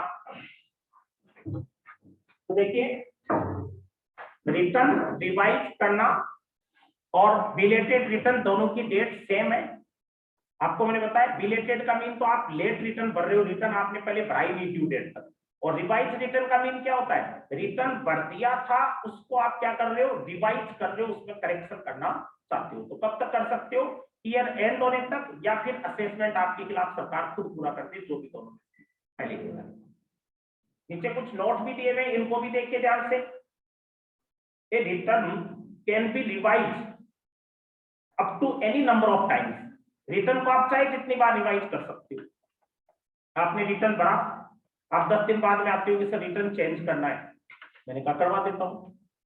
एक बार रिवाइज कर दिया, फिर महीने भर बाद में आए सर एक चीज और भूल गया, मैं रिटर्न वापस रिवाइज करना है, दोबारा कर सकते हो। तीसरी बार आ गए, तीसरी बार रिवाइज कर सकते हो।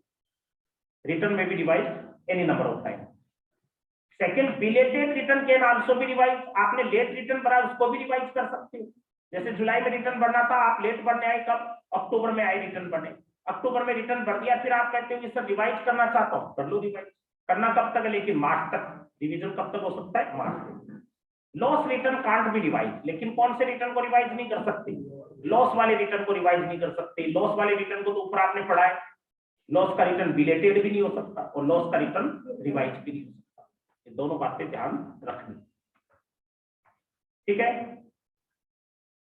बोलो कोई डाउट हो तो इस बात में। रिवाइज रिटर्न मीन रिटर्न जो ओरिजिनली फाइल किया था उसमें आप क्या कर रहे हो, एक तरह से कोई करेक्शन कर रहे हो, तो उसको क्या बोला जाता है, रिवाइज। तब तक कर सकते हो। और नीचे 3 पॉइंट आए, रिवाइज कितने भी बार कर सकते हो। बिलेटेड रिटर्न को भी रिवाइज किया जा सकता है, लेकिन कौन से रिटर्न को रिवाइज नहीं कर सकते, लॉस रिटर्न को रिवाइज नहीं कर सकते, ठीक है। फिर आता है इसके बाद में कौन सा, डिफेक्टिव रिटर्न। नेक्स्ट जो आ रहा है डिफेक्टिव रिटर्न। ये रिवाइज रिटर्न में तो आपको कमी कोई पता चली थी, आप खुद रिवीजन करने पहुंच गए थे रिटर्न का चेंज करने।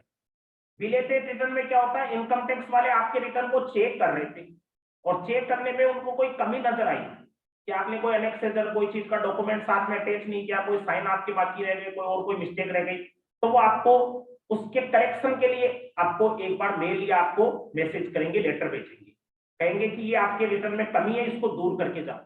उसको क्या बोला जाता है, रिटर्न को डिफेक्टिव रिटर्न। मीन आपको नहीं पता चला कि मेरे रिटर्न में कोई कमी है, इसमें रिटर्न में कमी होने की सूचना कौन देगा, इनकम टैक्स ऑफिस आपको देगा और आपको एक निर्धारित पीरियड में वो चेंज करनी है और उसे क्या बोला जाएगा, डिफेक्टिव रिटर्न। इफ एंड एओ, ये सेक्शन कौन सी आ गई भाई, 139 क्लॉज 9।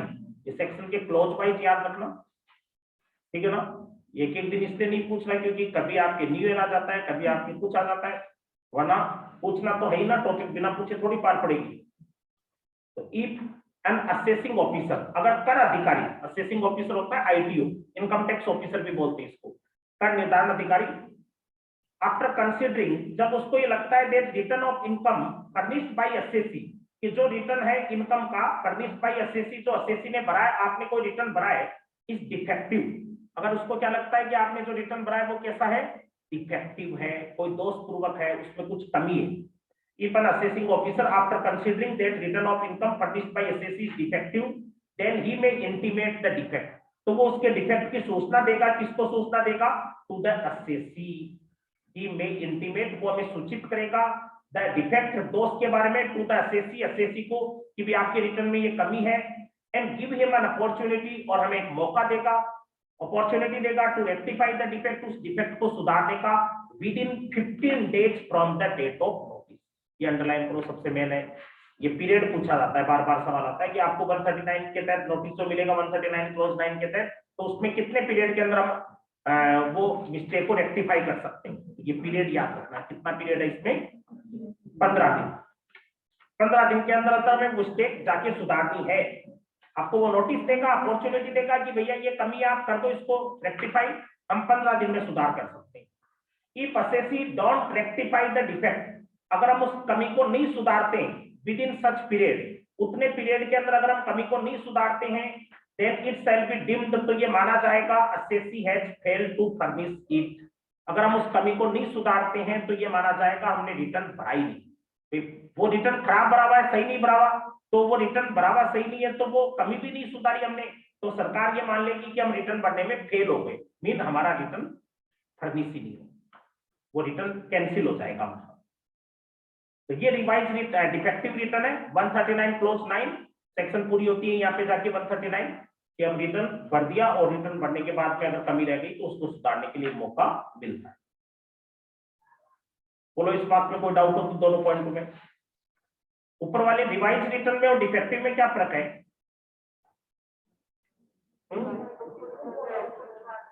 रिवाइज तो हम खुद करने जाते हैं, हमें कोई कमी पता रहती है तब, और डिफेक्टिव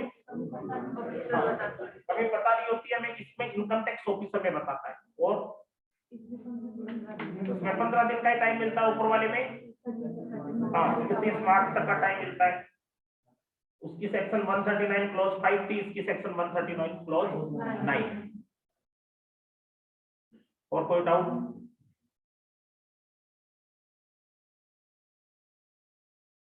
तो देखो अब दूसरी सेक्शन शुरू कर रहे हैं, और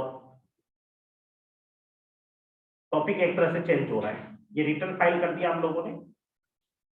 अभी ध्यान दीजिए, अगला टॉपिक आ रहा है पेन नंबर का। ये अलग टॉपिक हो गया, सेक्शन भी अलग आ रही है। कौन सी सेक्शन आ रही है? 139A। यानी का मतलब वो सेम नहीं है, कैपिटल ए लिखा हुआ ना, कैपिटल अगर ए बी ऐसे लिखा हुआ जाए ना तो सेक्शन चेंज हो गई, मतलब ये उस 139 का पार्ट नहीं रहा। 139 तो उसके क्लोज खत्म हो गए ना, 1 क्लोज 2 3 ऐसे लेके 9 तक। और अब जो आ रही है पेन नंबर है कि किसी के पास अभी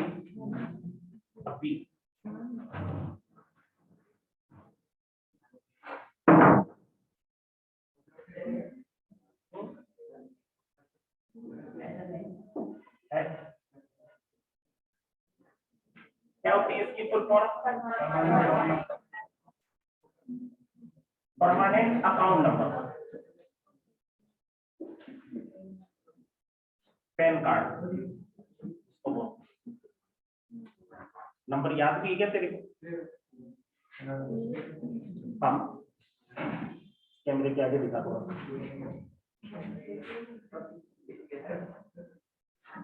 नहीं यहाँ से नहीं होगा, जूम करके।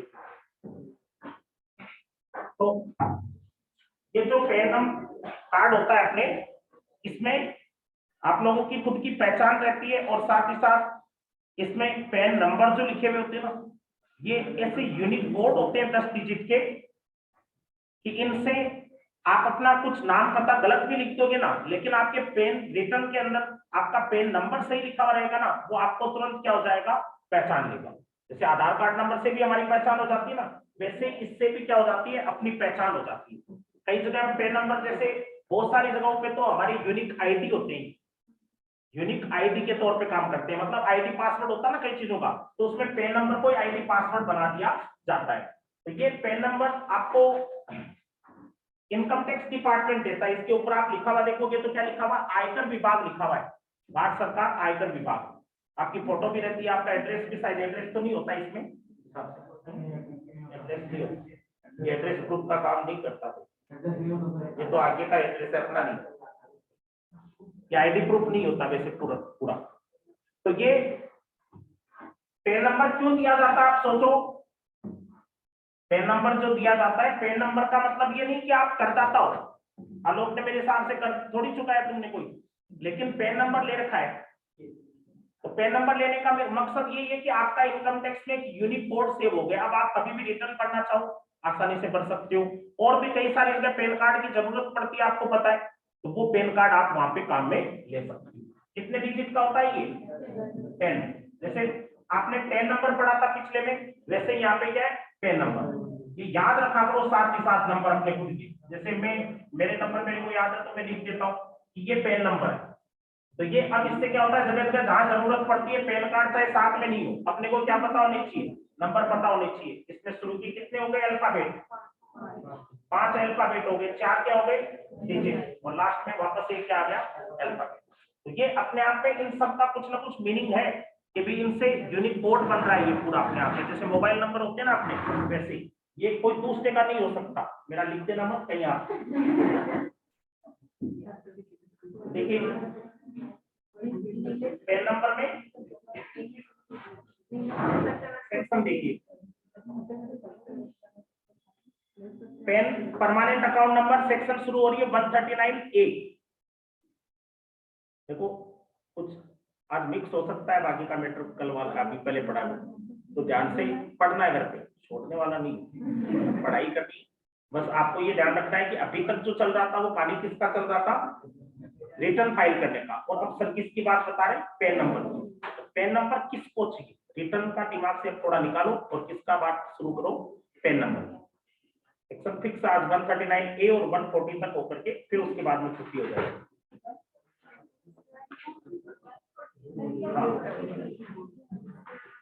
देखो following persons are required to obtain PAN. नीचे बताए हुए लोगों को पेन नंबर लेना जरूरी है। जैसे आपने याद है क्या, रिटर्न किनको भरना जरूरी था, 5 लोग आए थे, 4 लोग आए थे, वैसे ही पेन नंबर किनको लेना जरूरी है। वैसे तो ऑप्शनल तो सबके लिए, कोई भी आप में से ले सकता है, लेकिन आपके लिए कंपल्सरी किन किन के लिए बात हुआ है। Following persons,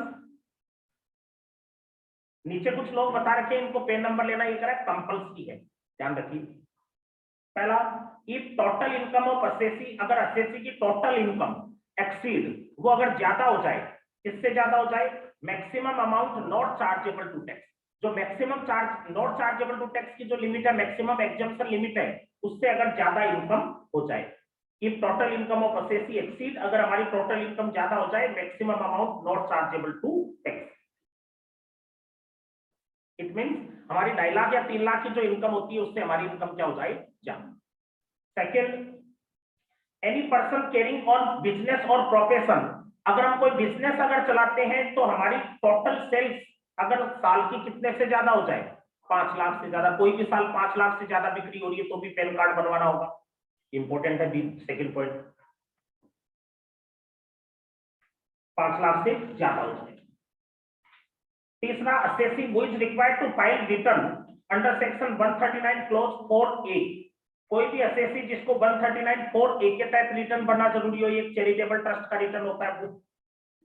any other person, या और कोई व्यक्ति स्पेसिफाइड बाय CBDT, एक CBDT अपने इनकम टैक्स का सर्वोच्च अथॉरिटी, आप पहले चैप्टर में पढ़ते हो, central board of direct tax, तो वो डायरेक्ट टैक्स का जो और कोई नियम कायदा हो उसके तहत जरूरी होता है। तो मेन तो पॉइंट शुरू के 2 आए, पहला दूसरा उनके इंपोर्टेंट लगा लो, कौन कौन से हो गए। हाँ, एक तो जिसकी टोटल इनकम मैक्सिमम लिमिट से ज्यादा हो जाए, दूसरा जिसके बिजनेस की बिक्री 5 लाख से ज्यादा। 10 is a 10 digit alpha numeric code. ये 10 डिजिट का क्या होता है, अल्फा न्यूमेरिक कोड होता है। एप्लीकेशन जो होता है पेन नंबर लेना हो तो कौन से फॉर्म में लगानी होती है, 49A। आपको ध्यान हो तो 10 नंबर की फॉर्म की एप्लीकेशन कौन सी आई थी, 49B, और इसकी कौन सी आ रही है, 49A। फॉरेन के अगर लोग होते हैं उनके लिए 49AA होती है, 120 रुपया 110 रुपया ऐसे कुछ फीस लगती है। हाँ, फिर आ रहा है quoting of PAN. PAN number कहाँ कहाँ लिखना जरूरी होता है, ये पेन नंबर इसीलिए मैंने आपको भी याद रखने को बोला है कि पेन नंबर हमें बहुत सारी जगह याद रखना जरूरी है, लिखना पड़ता है ये, ठीक है ना। और आपको ये सारे पॉइंट याद रखने या सुन लेना, कल सुनूंगा मैं सारे पॉइंट, ठीक है ना, संडे को भी। देखो इन 11 जगहों पे आपको पेन नंबर की जरूरत पड़ती है। कौन कौन सी मेन जगह लिखी हुई, इनके अलावा भी बहुत सारी जगह आजकल सरकार बढ़ाती जा रही है। टाइम डिपॉजिट एक्सीडिंग ₹50,000 इन ए बैंक, मतलब आपको पैन कार्ड क्यों बनवाना चाहिए, कहाँ कहाँ जरूरत रहती है वो बता रहे हैं। टाइम डिपॉजिट बोलते हैं एफडी को। अगर आप एफडी करा रहे हो, कितने रुपए से ज्यादा की एफडी करा रहे हो, 50,000 से इन ए बैंक, अगर कोई बैंक में आप 50,000 रुपए से ज्यादा की एफडी करा रहे हो तो पैन नंबर जरूरी है। Depositing exceeding ₹50,000 in post office saving account, post office में सेविंग अकाउंट खुलवा रहे हो, 50,000 से ज्यादा जमा करा रहे हो, उसके लिए भी आपको चाहिए pan number. Opening an account with bank, bank में आजकल अकाउंट खुलवाते हैं तो उसमें भी क्या चाहिए, हमें पैन नंबर चाहिए।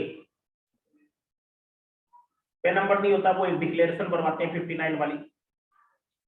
टेलीफोन और मोबाइल फोन कनेक्शन, आप अगर पोस्ट पेड कनेक्शन लेते हो ना टेलीफोन का या मोबाइल का, तो उसमें भी पैन नंबर चाहिए पोस्ट पेड में।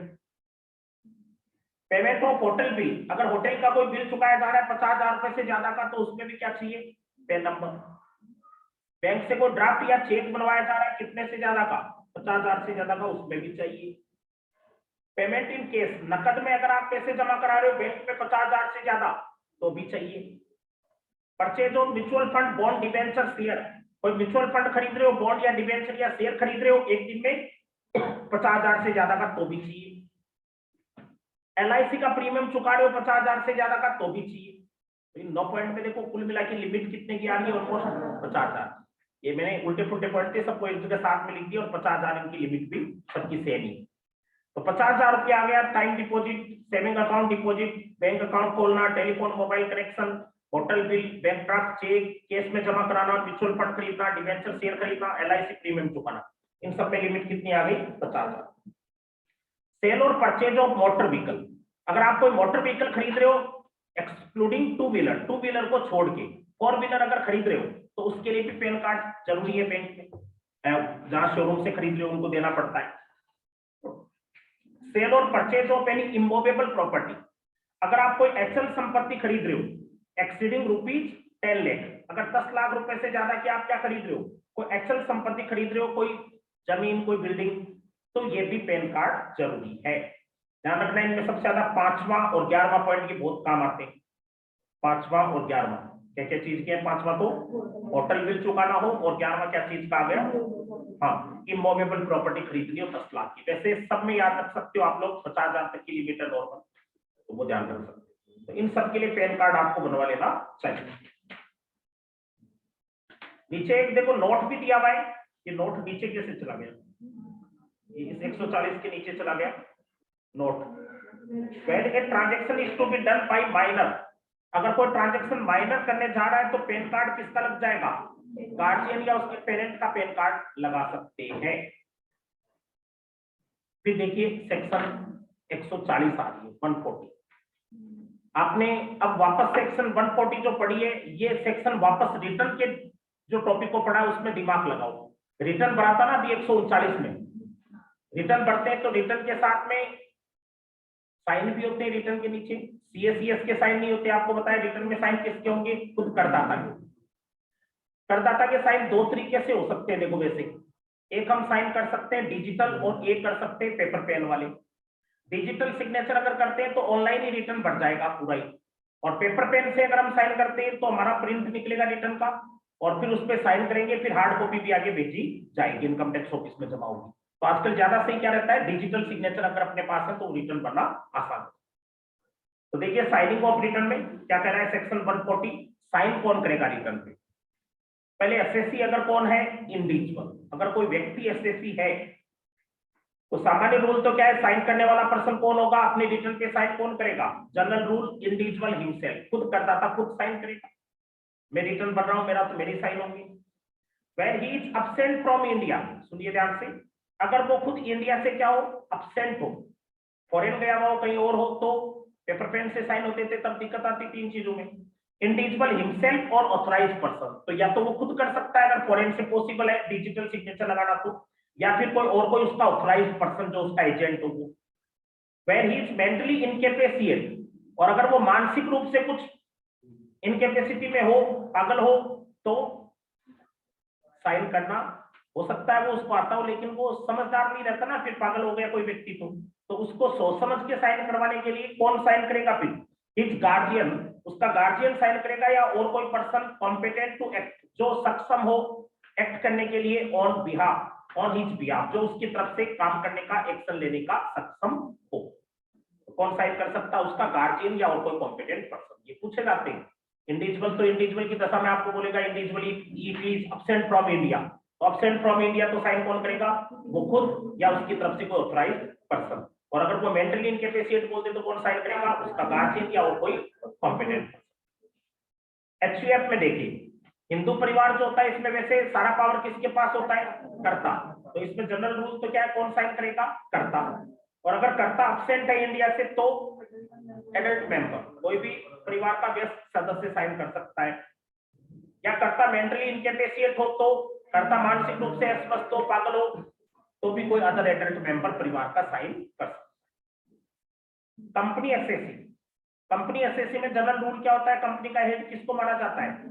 MD, managing director. एमडी होता है कंपनी का हेड। और अगर एमडी इज नॉट एबल, अगर एमडी एबल नहीं है टू वेरीफाई रिटर्न, एमडी अगर रिटर्न को वेरीफाई करने में सक्षम नहीं है तो कौन साइन कर सकेगा?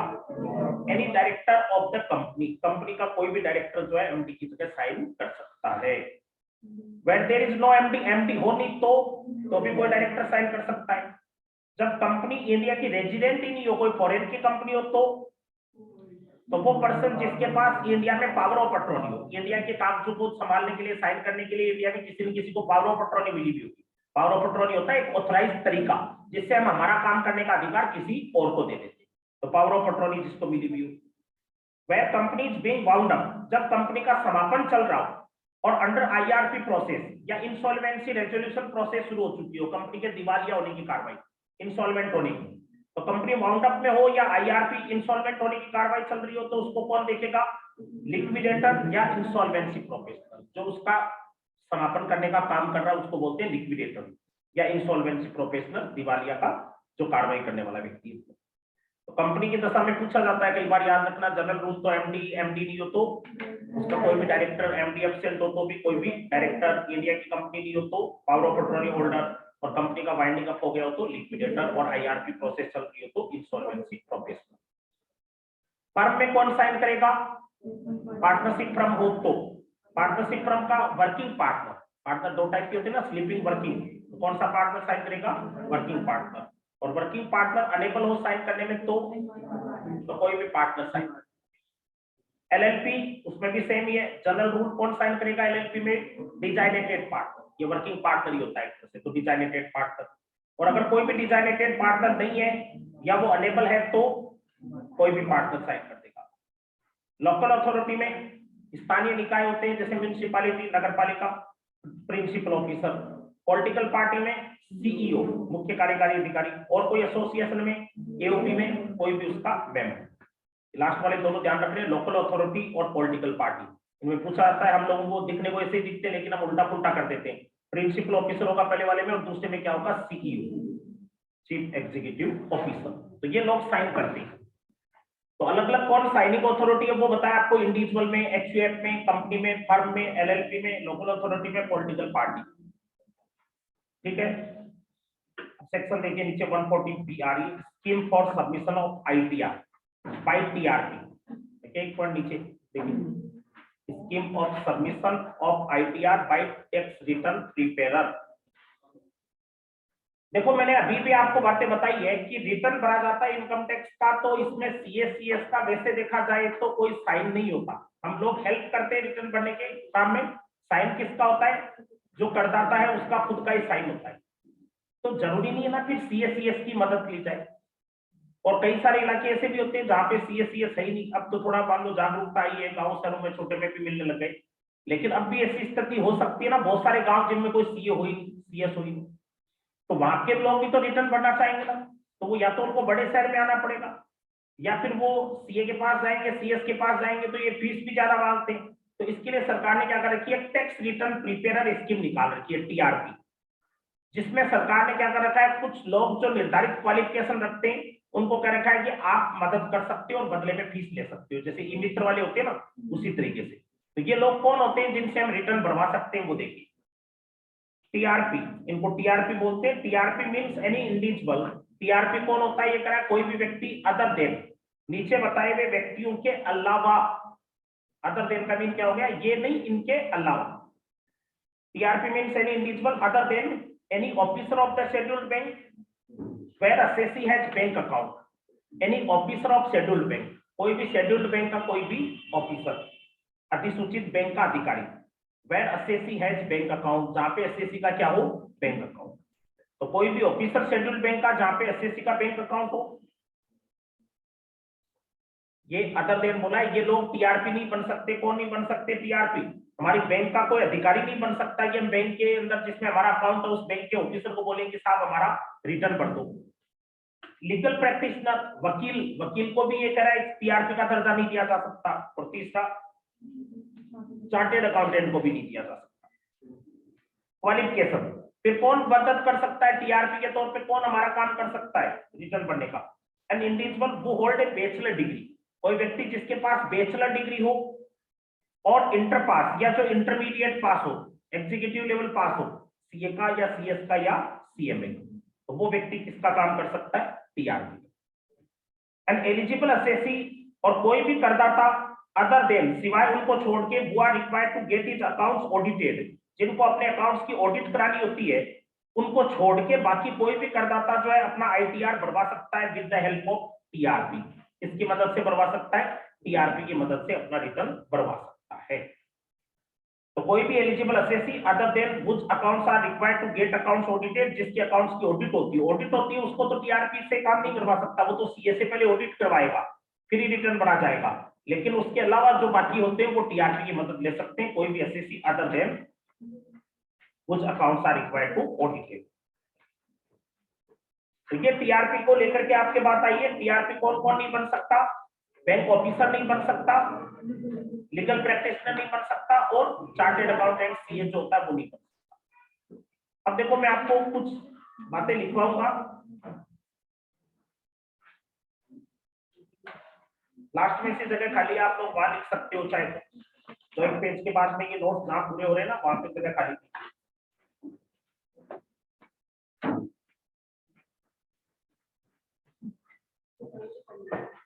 यदि डाल लो आईटीआर फॉर्म्स, आईटीआर के फॉर्म, आईटीआर फॉर्म्स, आईटीआर के फॉर्म क्या हर साल चेंज होते रहते हैं, इसलिए इनको क्या हम लिखवाते ही हैं। इनकम टैक्स का फॉर्म कौन कौन सा होता है जिसमें रिटर्न भरे जाते हैं अलग अलग।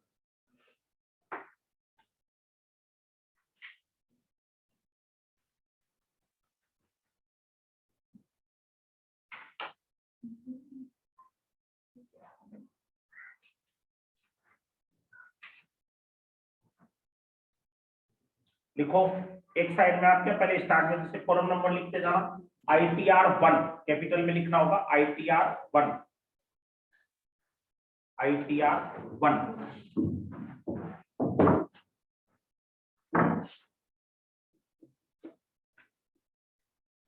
आईटीआर 1 को सहज भी बोलते हैं फॉर्म को, सहज, SEHAG, सहज। आईटीआर 1 कौन से लोगों को भरना होता है, आईटीआर 1 टेस्ट लगा के थ्योरी में जो लिखवा हूं आगे वो आप लिखना।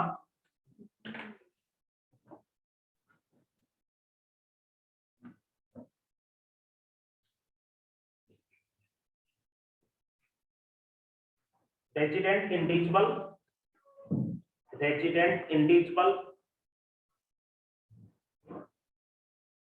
Resident individual, whose TI, TI का मीन समझ जाओगे क्या, वुज टोटल इनकम या taxable income. Resident individual whose TI include, whose TI include income from salary, income from salary, income from salary, house property,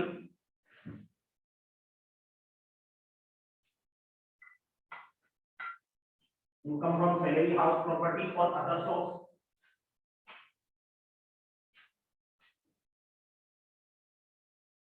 salary, house property, other source, other source के bracket A form दिए हुए।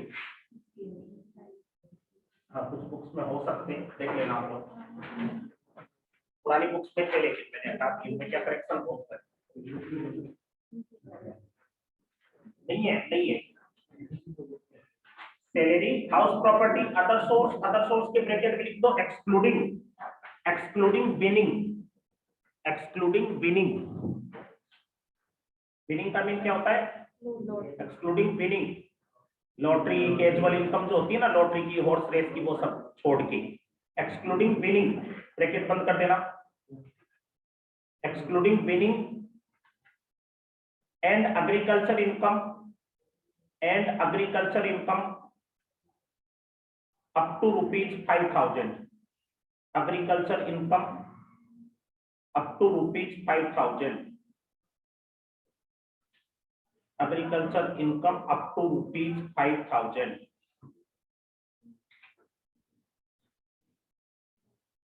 देखो form number 1 जो बताया ITR का, ये केवल किसके लिए? इंडिविजुअल, रेजिडेंट इंडिविजुअल जिनकी इनकम सैलरी से हो, हाउस प्रॉपर्टी से हो। वन हाउस प्रॉपर्टी होता है, वैसे हाउस प्रॉपर्टी के पहले वन भी लगा सकते हो, एक ही घर। वन हाउस प्रॉपर्टी से हो या अदर सोर्स से इनकम हो। अदर सोर्स में कौन सा नहीं होना चाहिए? विनिंग नहीं होनी चाहिए, कोई लॉटरी वगैरह की इनकम नहीं हो, या फिर एग्रीकल्चर इनकम हो कितने तक की? 5,000 तक की। तो उनको फॉर्म कौन सा बनना होता है? 1। फिर लिखो आईटीआर 2।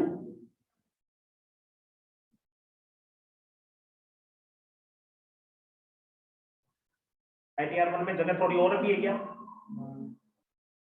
1 के लिए अगर लिख सकते हो लास्ट में तो ब्रैकेट में लिख लेना आईटीआर 1 में total income up to ₹50 lakh. Total income 1 की बता रहा हूं मैं बात। Total income up to ₹50 lakh.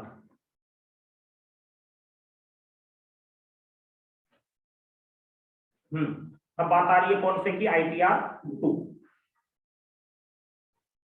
और इंडिविजुअल और एचयूएफ, और इंडिविजुअल ऊपर वाला तो सिर्फ इंडिविजुअल के लिए था, या आईटीआर 2 किसके लिए आ रहा है? इंडिविजुअल और HUF,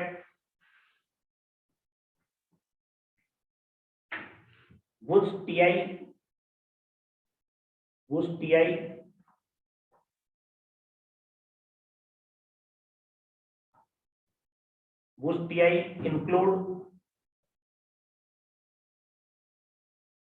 include income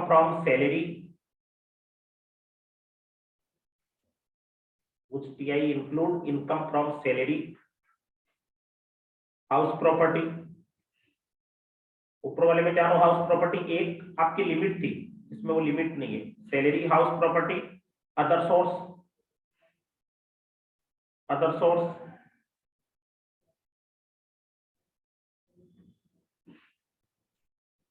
including winning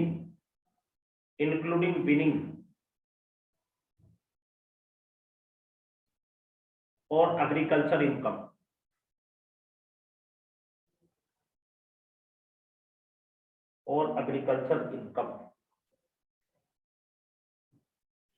जिसकी इनकम कौन कौन सी ऊपर वाली के सेम ही आए नाम, तो सैलरी, हाउस प्रॉपर्टी में एक से ज्यादा भी हो सकते, और अदर सोर्स जिसमें लॉटरी वगैरह की भी इनकम हो सकती है, और एग्रीकल्चर इनकम के अंदर आपके ये भी आया 5,000 से ज्यादा, ऐसे लिख सकते हो। चाहे ऊपर वाले में तो ज्यादा आपको जानो तो अप टू 5,000 लिखवा देगा, इसमें मोर देन 5,000 कर सकते हो, more than 5,000।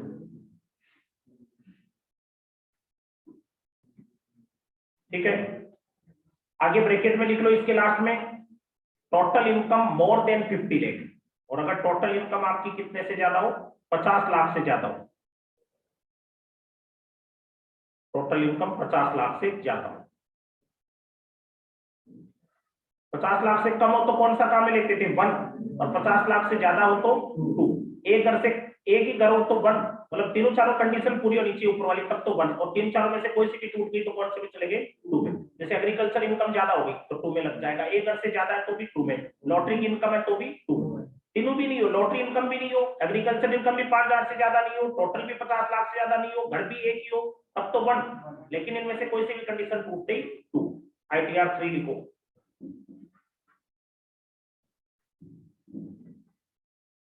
ITR 3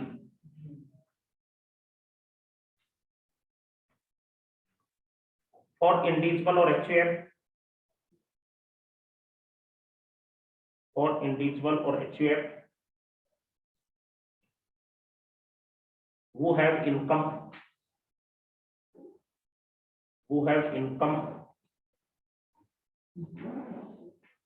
from sole proprietary business,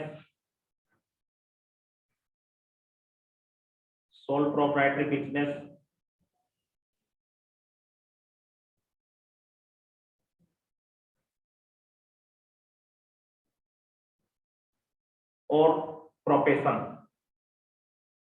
or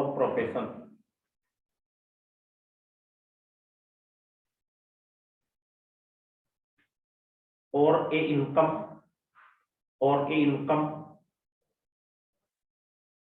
as partner in a firm, income as a partner in a firm। ITR 3 आपको लिखवाया मैंने। इसमें देखो ऊपर वाले में आपने दोनों में देखा है क्या, ITR 1 और 2 में PGBP की बिजनेस की इनकम नहीं थी, ठीक है। ITR 1 में और 2 में salary head, house property head और अदर सोर्स, कैपिटल गेन की भी नहीं थी और कौन सी नहीं थी, बिजनेस की भी नहीं थी, है ना। इस ITR 3 में क्या आ गया, कोई भी इंडिविजुअल या HUF जिसकी कौन सी इनकम हो रही हो, सोल प्रोप्राइटरी बिजनेस हो, या तो आपका एकाकी व्यापार हो, या फिर प्रोफेशन हो, कोई आप प्रोफेशनल, जैसे मान लो कोई हम प्रोफेशन चलाते हैं डॉक्टर CACS, या फिर आप कोई पार्टनर हो फर्म के, फर्म का नहीं आएगा इसमें, फर्म के आप अगर क्या हो पार्टनर हो तो आपके पार्टनर के तौर पे जो इनकम होगी फर्म का नहीं आएगा। फर्म की बजाय इंडिविजुअल HUF आ रहे हैं यहाँ पे भी, तो फर्म के अगर आप क्या हो पार्टनर हो, तो बिजनेस की इनकम अगर आपकी हो रही है उसके साथ दूसरी इनकम हो सकती है PGBP के अलावा, जैसे house property, salary, other source. लेकिन इसमें मेन कौन सी इनकम आ गई, बिजनेस की। बिजनेस की इनकम हो रही है तो कौन सा एड लग जाएगा, फिर कौन सा फॉर्म लगेगा, ITR 3। ITR 4 लगाओ,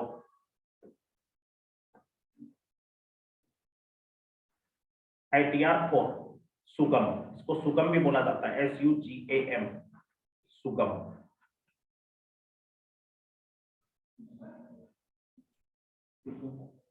सुगम फॉर इंडिविजुअल एंड HUF,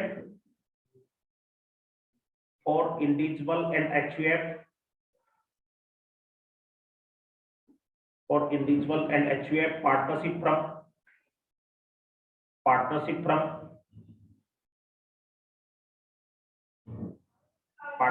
के ब्रैकेट में लिख लेना, अदर देन LLP शामिल नहीं है इसमें, other than LLP,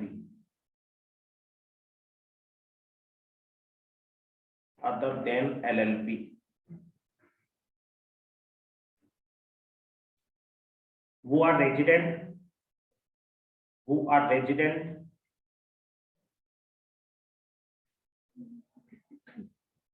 and having PGBP से समझ आओगे क्या, and having PGBP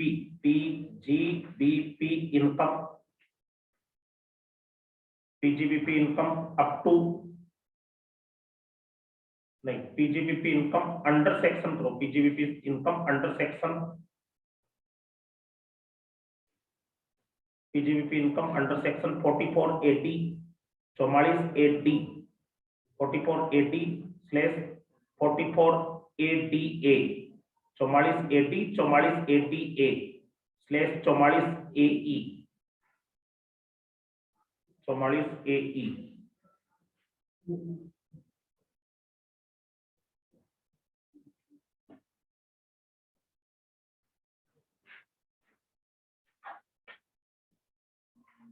लगा लिया।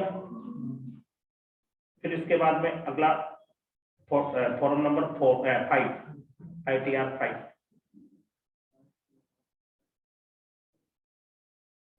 और तो किसके लिए आ गया, जो परजम्पटिव इनकम की पड़ी थी ना आपने सेक्शन 4480 ADA AE, उनके लिए ITR 5 लगाओ। और फार्म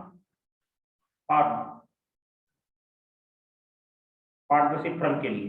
आपको कि ऊपर ITR 4 भी आया था, सब फर्म के लिए आया था क्या? वो इंडिविजुअल HUF और फर्म, लेकिन वो इंडिविजुअल HUF फर्म तीनों के लिए तभी लगेगा जब उनकी इनकम कौन से सेक्शन में निकाली जा रही हो, 4480 AU के तहत प्रेजम्पटिव। नॉर्मल फर्म के लिए वो नहीं लगेगा। फिर 4480 की बाकी भी तो फर्में होती है ना बहुत सारी, 4480 में तो खाली जो हिसाब नहीं रखती वो आती है। तो यहाँ पे ITR 5 में आएगी वो फर्म LLP, फर्म लिखा क्या ITR 5 क्या आएगी, for firm LLP AOP BOI AJP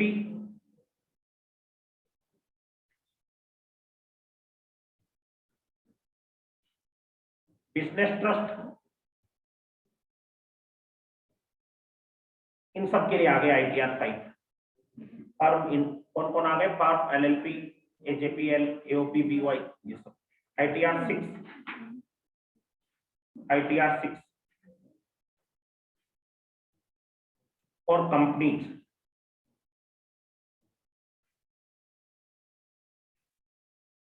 और companies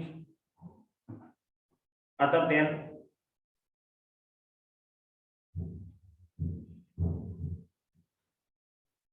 than charitable companies, for companies other than charitable companies।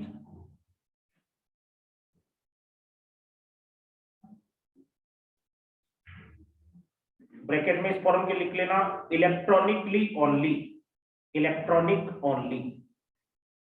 ये फॉर्म ऑनलाइन ही भरा जा सकता है, ऑफलाइन नहीं। ऊपर वालों में तो ऑफलाइन ऑनलाइन दोनों ऑप्शन चलते हैं। इलेक्ट्रॉनिक ओनली, ऑनलाइन क्यों लिख रहे हो, इलेक्ट्रॉनिक लिखो, electronic only. ITR 7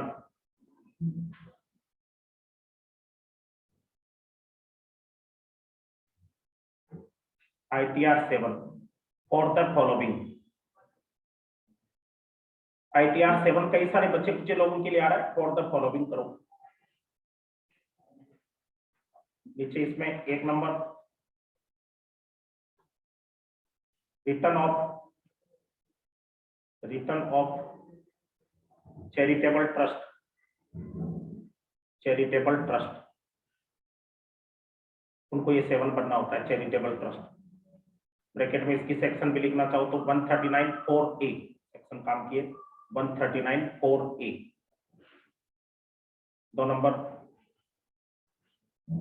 return of political party, political party का return of political party, 139(4)B। Bracket में लिख लो 139(4)B, सेक्शन लिखवा रहा हूं ब्रैकेट में।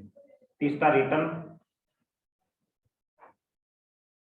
Return bye scientific research association, return bye scientific research association,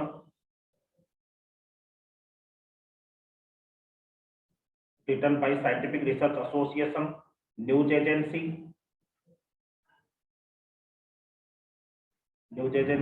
university,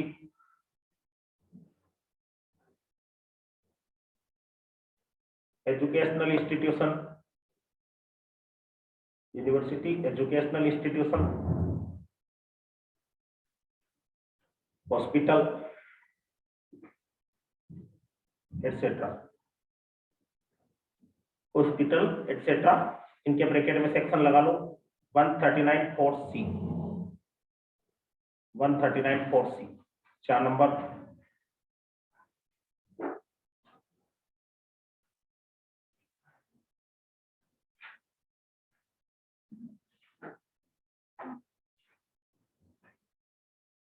university college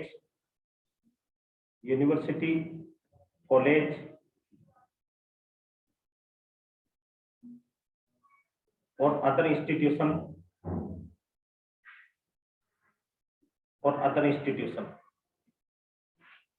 university college कुछ तो सी में आ जाते हैं, कुछ ये डी में आते हैं। यूनिवर्सिटी कॉलेज और अदर इंस्टीट्यूशन ब्रैकेट में लिख लो 139(4)D।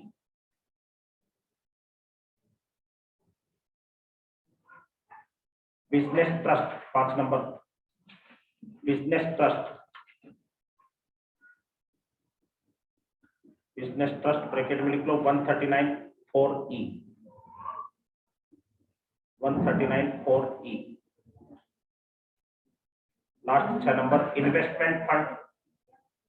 Investment fund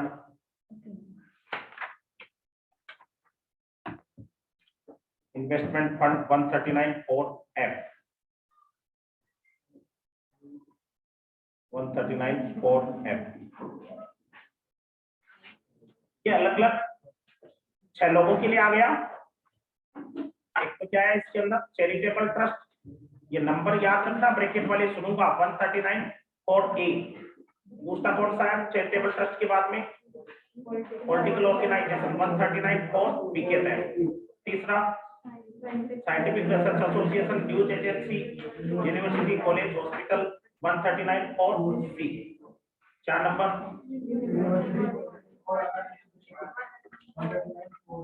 139(4)D। 5 number business trust 4E। Investment trust 4F। देखिए रिटर्न के 60 फॉर्म हुए क्या सारे? ITR 1 से लेकर के 60 हो गए सारे। इनमें से एक इलेक्ट्रॉनिकली भरा जाता है, कौन सा? 6 ITR 6। पार्टनरशिप फर्म के लिए कौन सा फॉर्म आपको कोई पूछे? पार्टनरशिप फर्म के लिए क्या बताओगे? Partnership firm ITR 4। और तो परसेप्टिव का नहीं है क्या? ITR 4 तो परसेप्टिव का है। आप फर्म मत बोलो, नॉर्मल फर्म की बात कर रहा हूँ मैं। परसेप्टिव का कब बोला? मैं बोल रहा हूँ सिर्फ फर्म। अगर फर्म का रिटर्न बनना है तो 5 लगाना है, फर्म का, EOP का, BOI का, LLP का, सबका। ITR 4 तो तब जब 44 80 AE उनका इस्तेमाल हो रहा हो तब लगता है। इंडिविजुअल HUF या फर्म कौन सी सेक्शन में अपना टैक्स जमा करा रहे हो? 44 80 AE उनके अंतर्गत। ऐसे पूछूंगा, ऐसे डायरेक्ट नहीं पूछूंगा कि आप 44 ये बताओ ये बताओ। आपको फर्म तो फर्म का मीन सोचना है कौन सा फॉर्म भरा जाएगा? ITR 5। आपको ये बोलूं कि कोई इंडिविजुअल या फर्म जो 44 80 इस्तेमाल करती है तो 4। ITR 3 कब काम में आएगा? कोई इंडिविजुअल या HUF जिसकी सोल प्रोप्राइटरी बिजनेस की इनकम हो या फिर कोई पार्टनर हो कोई फर्म का, तो 3। ITR 2 जब कोई इंडिविजुअल या HUF जो रेजिडेंट हो और जिनके इनकम किसकी हो रही हो? रेजिडेंट होना जरूरी नहीं है, जिनके इनकम जो ITR 3 के अंदर। 3 पूछ रहा हूँ या 2 पूछ रहा हूँ क्या? हाँ, तो इसके अंदर 50 लाख से ज्यादा इनकम हो, सैलरी की हो, पेंशन की हो, हाउस प्रॉपर्टी एक से ज्यादा हो, अदर सोर्स की हो। अदर सोर्स में वो भी हो सकती है लॉटरी और एग्रीकल्चर इनकम भी हो, कितने की भी हो चाहे, तो इनमें आपके ITR 4 लगता है। तो ये ध्यान रखना। तो ये आप लोगों को याद करना है और कल भी ध्यान रखना क्लास रहेगी, ठीक है ना? कल भी क्लास है चालू, ध्यान रखना। इनकी एक्सरसाइज भी कराऊंगा। एक्सरसाइज आप खुद भी कर सकते हो, घर पे पहले पढ़ा करो इसको एक्सरसाइज को, ठीक है ना? और परसों से हम नया चालू कर देंगे बेच।